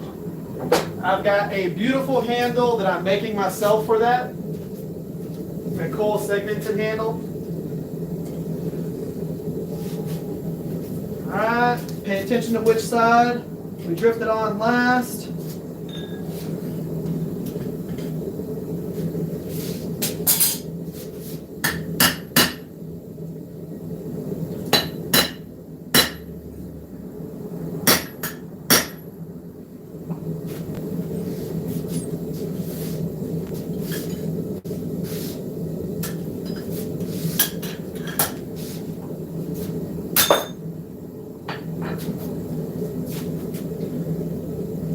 That's all I want right there.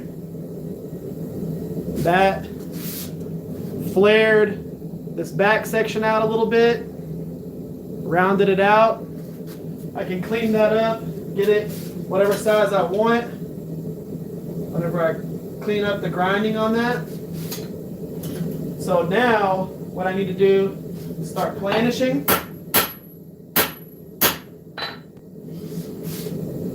And cleaning everything up. So I'm going to planish the handle.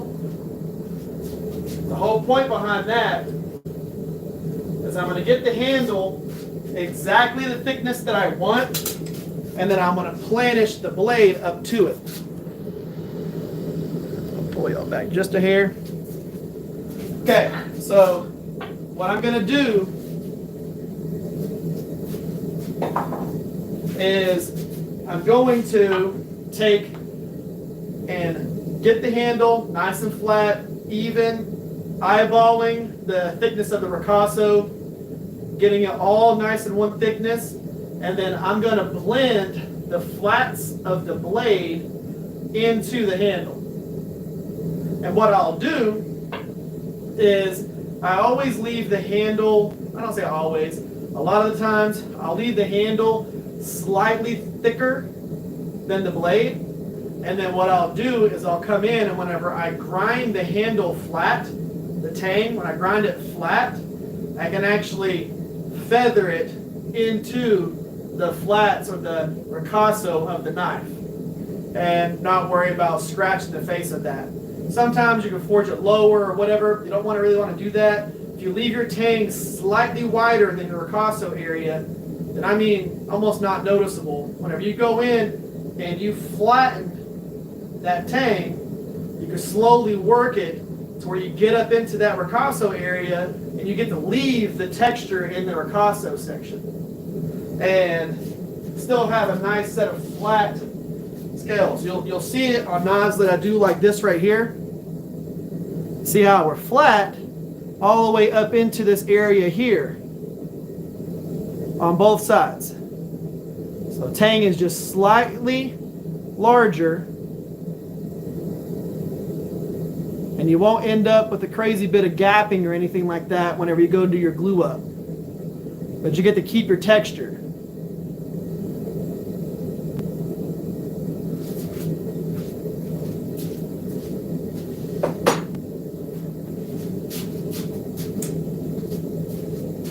right, planishing time.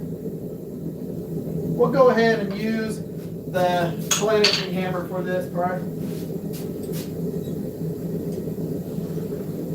can technically planish with whatever hammer I want, but I like using this little guy.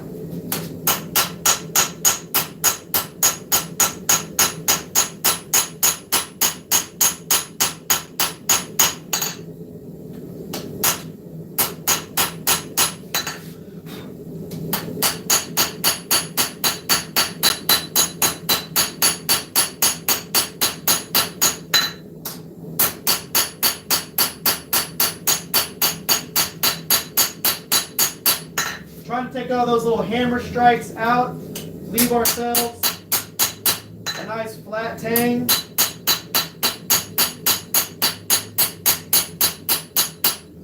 So we don't really have to grind a whole lot later in the process.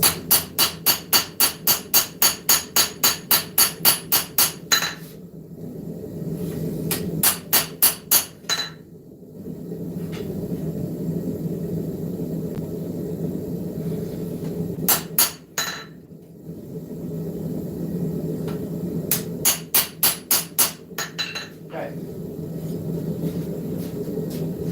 Handle's where it needs to be.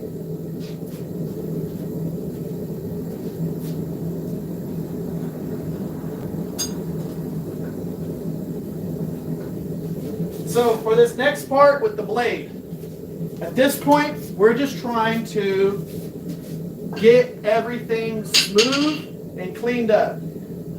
I'm going to use the little bitty light hammer for that as well. Again, I'm skilled enough that if I even wanted to use my 4.5 pound rounding hammer, I could do that and planish and flatten everything. But if you're not that confident in smoothing things out without putting big hammer dents into it, get yourself a light little auto body hammer and use it. Once you get really confident with what you're doing, you could use something as big as this right here if you really wanted to get crazy. So 4.5 pound rounding hammer. You could use this if you wanted to and do whatever you got to do. But you got to put in the practice in order to be able to do that. You can't just do that right off the bat. So get yourself a little lightweight hammer and use it. All right.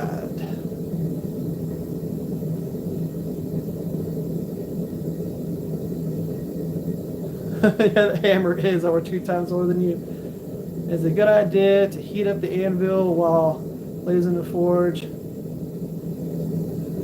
Yeah, I mean, does it make your life easier to have a nice warm anvil?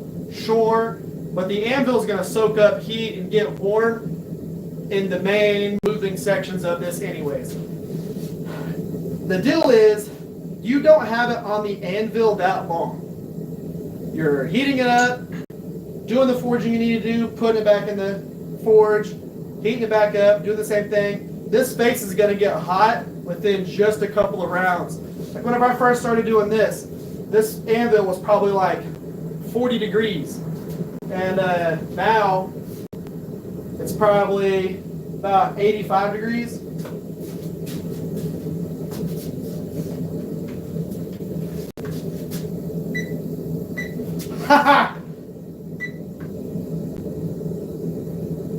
Where I was touching it,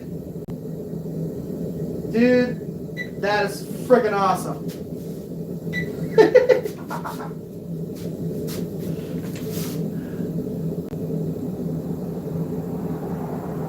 Boop.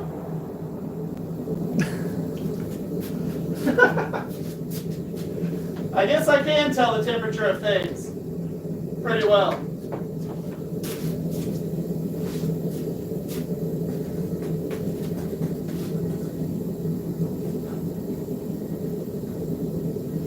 Small things in life.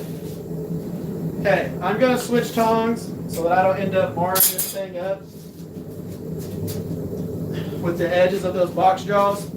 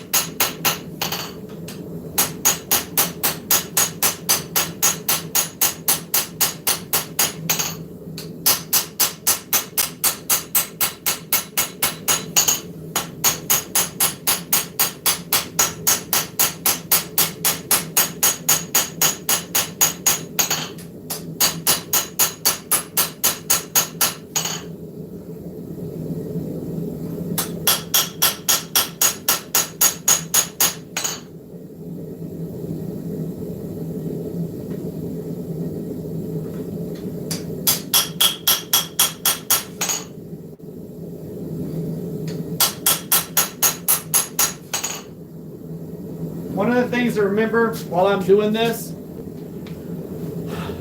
Turn this to where y'all can see what I'm doing here. So while I have this on the anvil, I am hammering at an angle, and I have the blade at an angle. Okay? So that way we're doing even work on both sides. So if I'm coming in at an angle right here, I've got it at an angle on the anvil, matching that. So I'm pinching it together with the same angle on both sides. Look at how flat that is.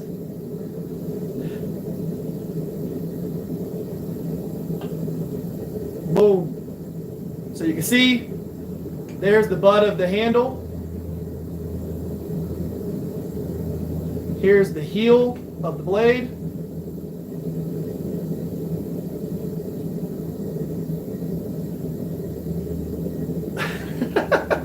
Just got a little drift on the nose or the point off to one side a little bit.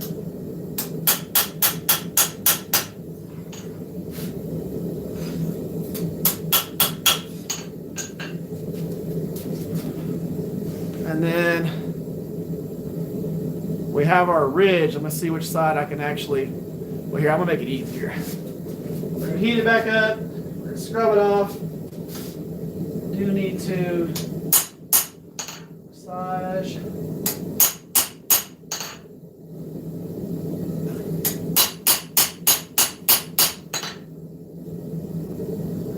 Just a little bit.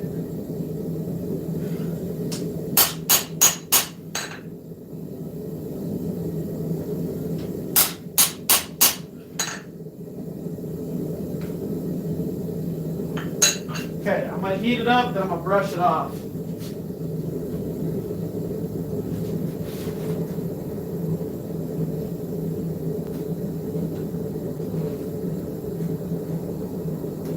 And you should be able to see that ridge real well.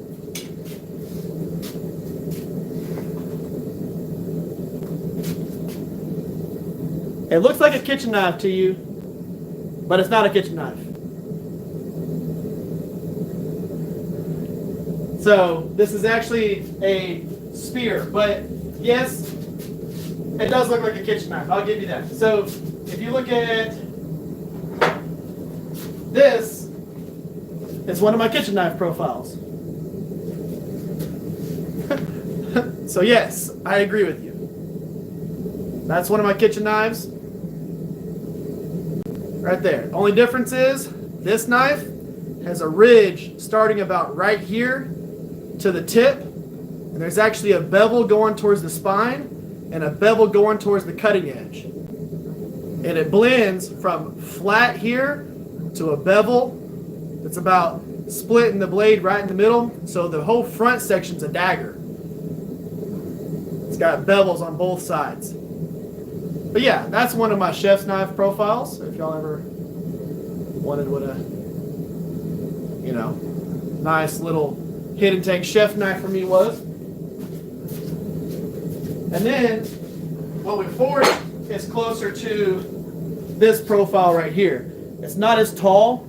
This right here is actually, if you had a chef's knife and a fighting knife at the same time, you get this. This is one that I turned into an integral bolster by I-beaming this section. This was a piece of flat stock that I actually made into an integral bolster knife, which is going to look really cool whenever I finish this one. That's a gaucho knife. This is actually like fighting chef's knife. It's going to be a little bit thicker on the spine. It is going to be a beast. It's going to have a really cool handle on it. The handle for this is going to be closer to the handle profile that's on this when it's all said and done. So it's going to have a hidden tang, but it's going to have that style of handle on it.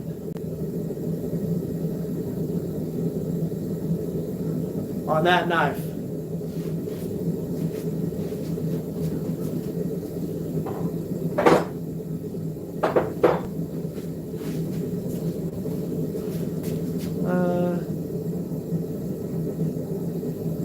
Sometimes because Yes, it's a knife John Wick finds in the, in the kitchen. I love that.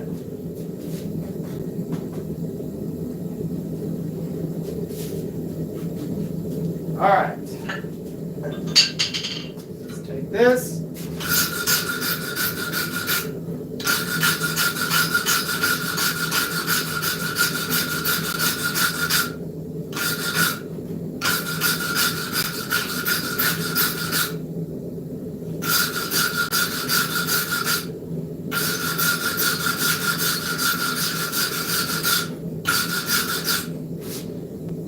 Make sure that didn't deform the blade at all because we were doing that while it was hot.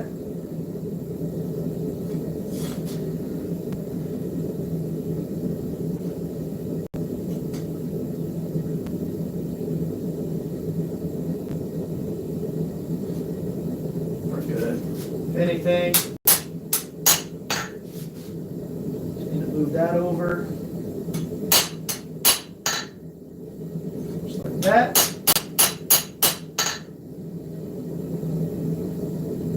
Okay.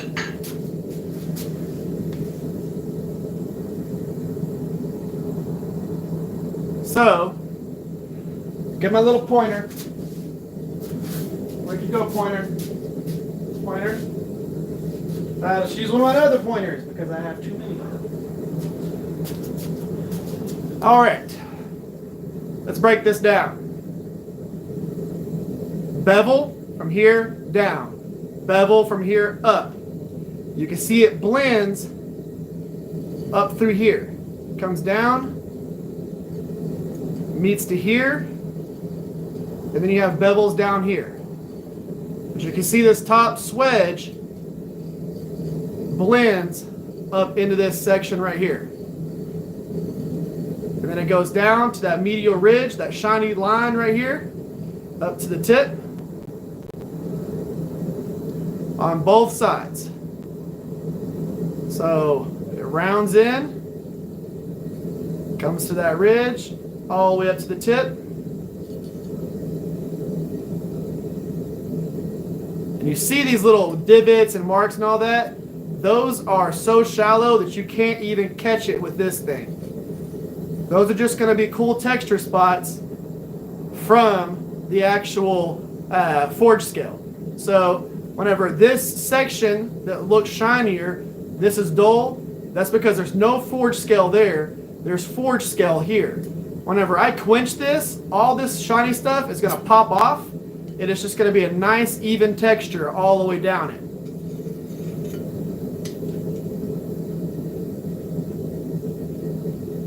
And that, I'll grab it from a different angle here.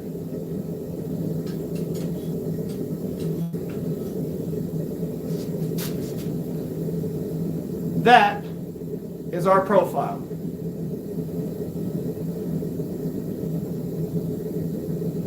With that ridge all the way to the point, bevels both sides,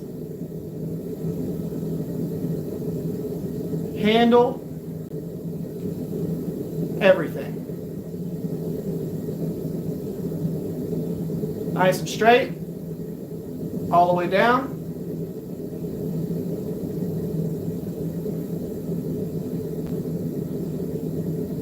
I've had an idea about doing one like this for a long time. I'm happy that I did it in a brute to forge, forge to finish style. Like, that is just awesome. Would have... Yeah, I mean, I could technically do that if I wanted to. The bottle cap opener. I have a Farrier saber brought back from. I would mess that word up if I did that. I'll keep an edge. Excellent garden machete. What you need is a really good steel garden machete. So I'm gonna put this back in the forge and let it anneal. And I'm gonna show y'all my garden machete. Some of y'all have seen it. So what I'm going to do with the annealing process is that is going to heat up to about 1600 degrees, and then it's going to whoop, cool off inside the forge. So this right here is what I call my garden machete. This is a Wakizashi made from Willys Jeep leaf spring material. This is the same steel that I used to make the knife right there. I have never sharpened this. I've only ever stropped it. It's got a 0 edge on it. I've used it to cut trees, everything. You see how used and abused that is right there? I'm going to show y'all something. It is still super ridiculous. You don't see some shiny edge or anything like that. You see that crap all the way down to that edge? Y'all ready for this? You know, don't look at my ridiculous warm socks. Okay, so I'm going to show y'all something. I've only ever leather stropped this, okay? Have to be careful, because the last time I did this, I accidentally cut my leg.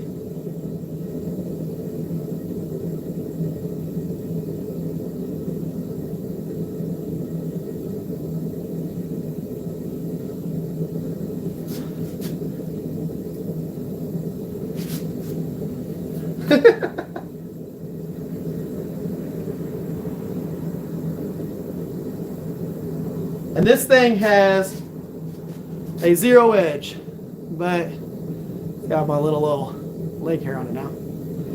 It's got a 0 edge on it. So the heat treat on this had to be absolutely perfect because there's no secondary bevel behind the edge.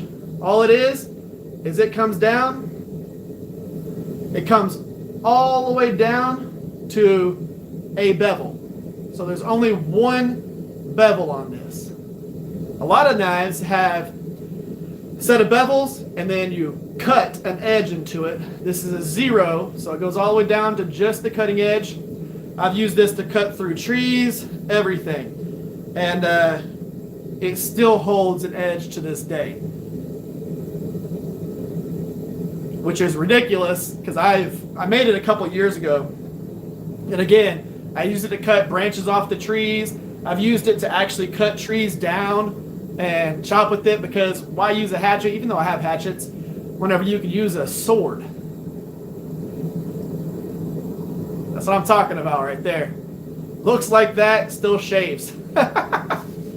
So whenever you get your heat treat down with a lot of the stuff that you can make, you can just literally go out to your shop, make whatever you want. I made a sword, or it's a short sword, to cut stuff on my property. That's what you want to do. That is what's fun about this particular craft. Being able to just make whatever the hell you want to make. And that is probably my favorite thing. What do I keep the leaf spring from rusting? So I use different types of oils and stuff like that. Like for this right here, it looks like it's rusting, but what that is tree bark on there. So that coloration isn't rust. That is the sap in the tree bark on there from my oak trees.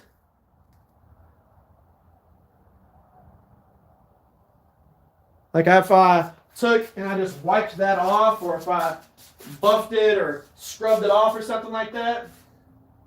Let me see if I can do this real quick so that y'all can actually kind of see it.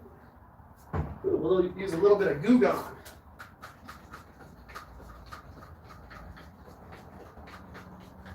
That ain't doing a damn thing. It ain't spraying on me. Let's see here. Let's see if this Goo Gone will actually stop being a safety bubble. Goo Gone.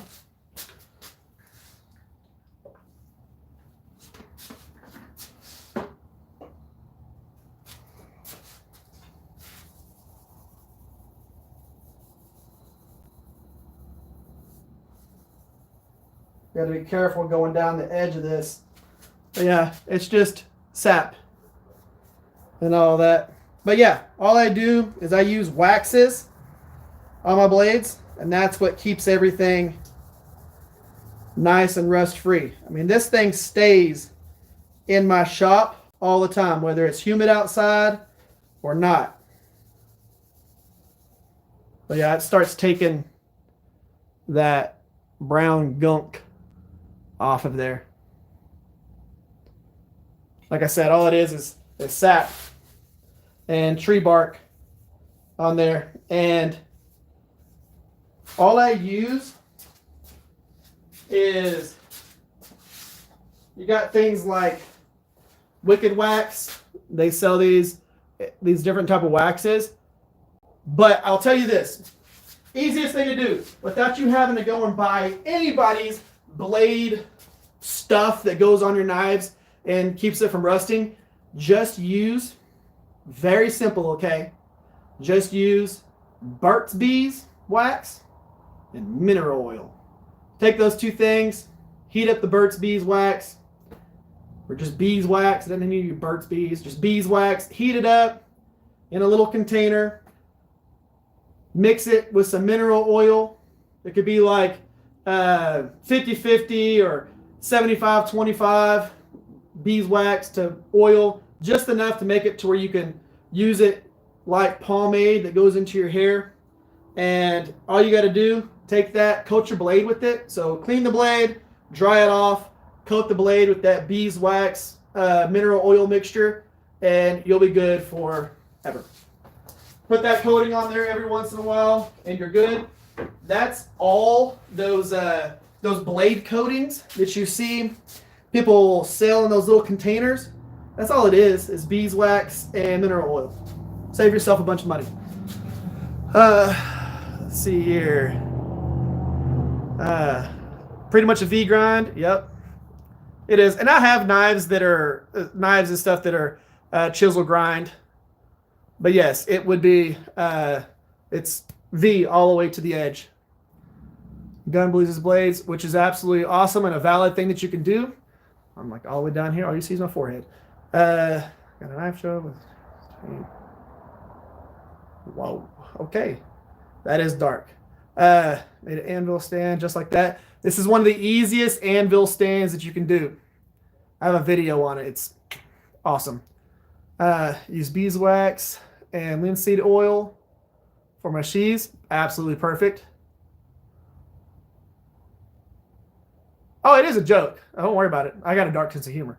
Knives get 3-in-1 oil. So you can do 3-in-1 oil. I have CLP. I've got stuff that I clean my pew-pews and whatnot with. So I've got different oils that I use for that. Gun oils and all that. And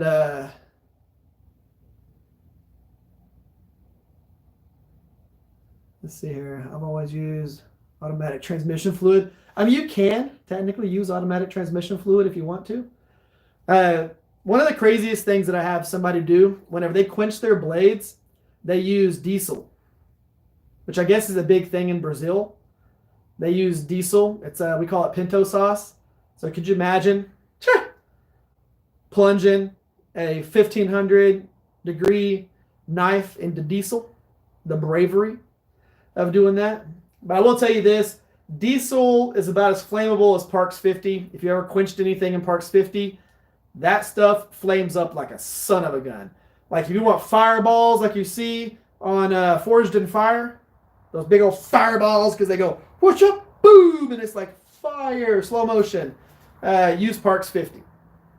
That's the oil that gives you the big flames and all that stuff. On pinto sauce, which is diesel, or Parks 50, you really want to take your blades and plunge them completely in.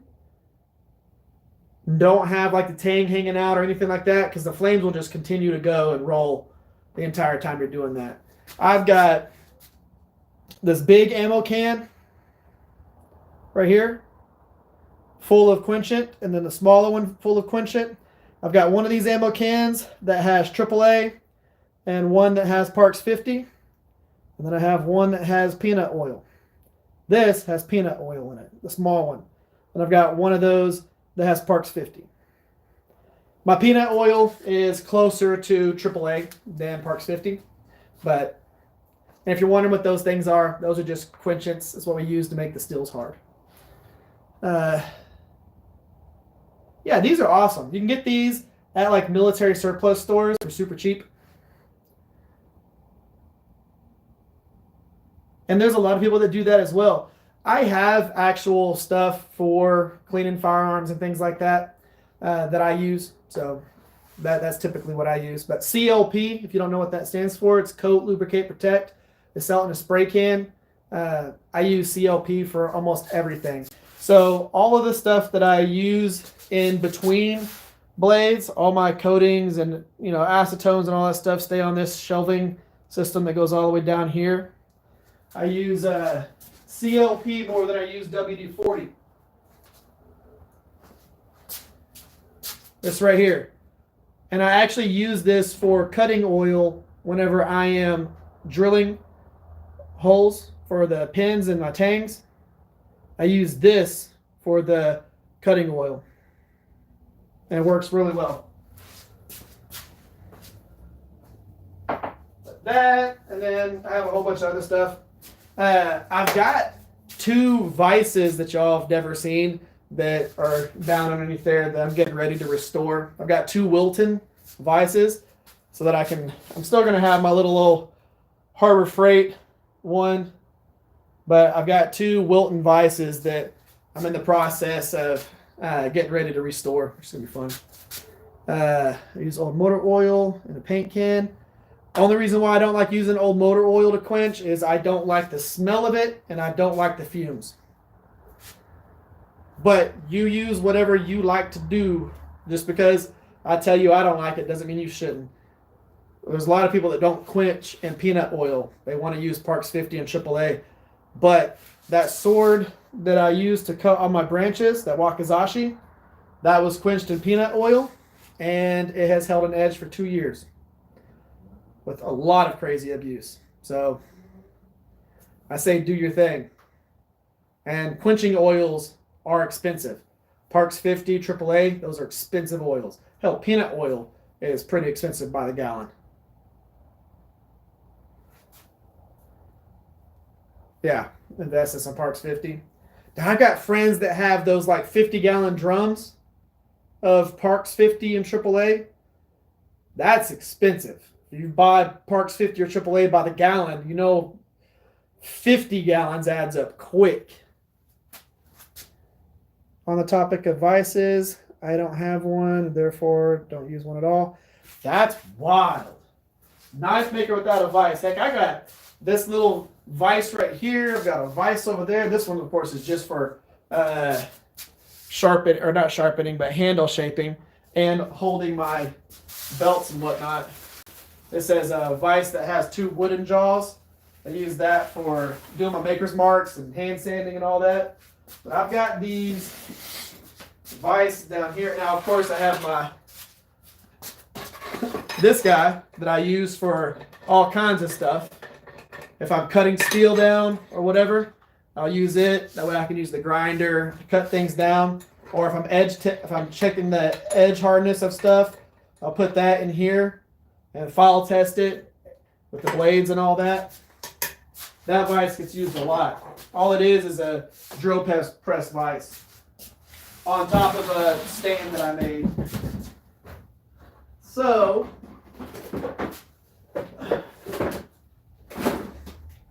I've got here's probably black widows and brown recluses on these things, but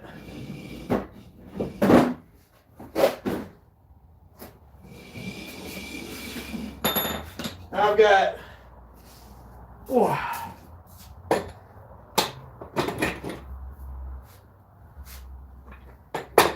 2 of these. So this one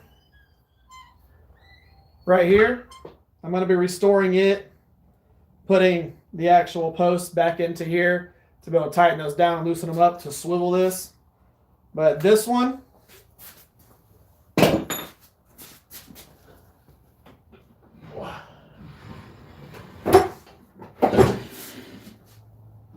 and then I got the bigger version of it right here. Woo. This guy.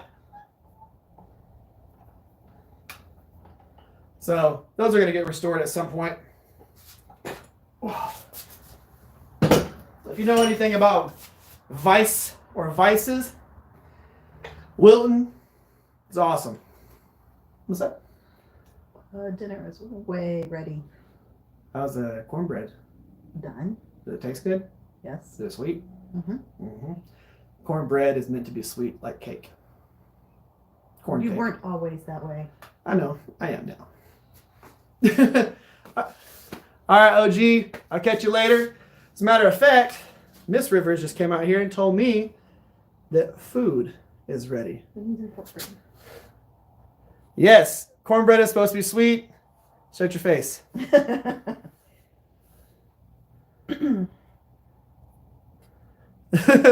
Extra sweet. We put sugar and honey in it. Yes. Duck said hi. Hello. Thank him for moderating because I couldn't. It for whatever reason it was not showing up. Yeah, if we didn't have Duck as a moderator here, oh man, we'd be screwed. I mean, like it makes it easier for me to be mom while you do this. Cornbread is meant to be savory, just like corn. Corn is not savory. Corn is sweet. That's why he won't let me put other sweet things in goulash or anything like that that has corn in it. Yep. I'm not a fan of mixing flavors like that, which is crazy because I like cornbread sweet. All right, guys. I would love to keep talking to y'all. You know, we got a whole bunch of y'all still on here, but I think it's time to go go inside and eat some food. Maple syrup. We haven't tried it with maple syrup. Oh, that would be good. Put some real maple Ooh, syrup. mule with the idea. We're gonna do that on the next cornbread. Maple syrup sounds fantastic. Like real maple syrup. We gotta get real maple syrup, not pancake syrup. Yeah, I know. That sounds fantastic. My good advice is Old Leaf Spring, Blacksmith Vice. That's cool. I'm Canadian, so it's got to be that. That makes sense. By the way, I love the pictures and stuff that you've been doing on your Instagram with your actual like mule and all of that stuff in them. That's been cool to see. You know, having the knife and actually having that in the pictures and all that is really cool. Thank you. And then, all right, yeah, let's go ahead and cut it here. I am going to go eat some food. Thank y'all for being on here. We forged a really cool looking blade. And I am excited to turn that thing into a knife. Bambino is awesome. That's our nickname. It's Bambino. That's cool. All right, y'all. I will catch y'all next weekend during the live stream. And remember, here in a couple of weeks, we're going to start the live streams earlier and have some fun with that. And be doing hammer-ins, live streaming at hammer-ins, live streaming at events, going to events, having a blast. It's going to be cool. I will catch y'all on the next one. See y'all.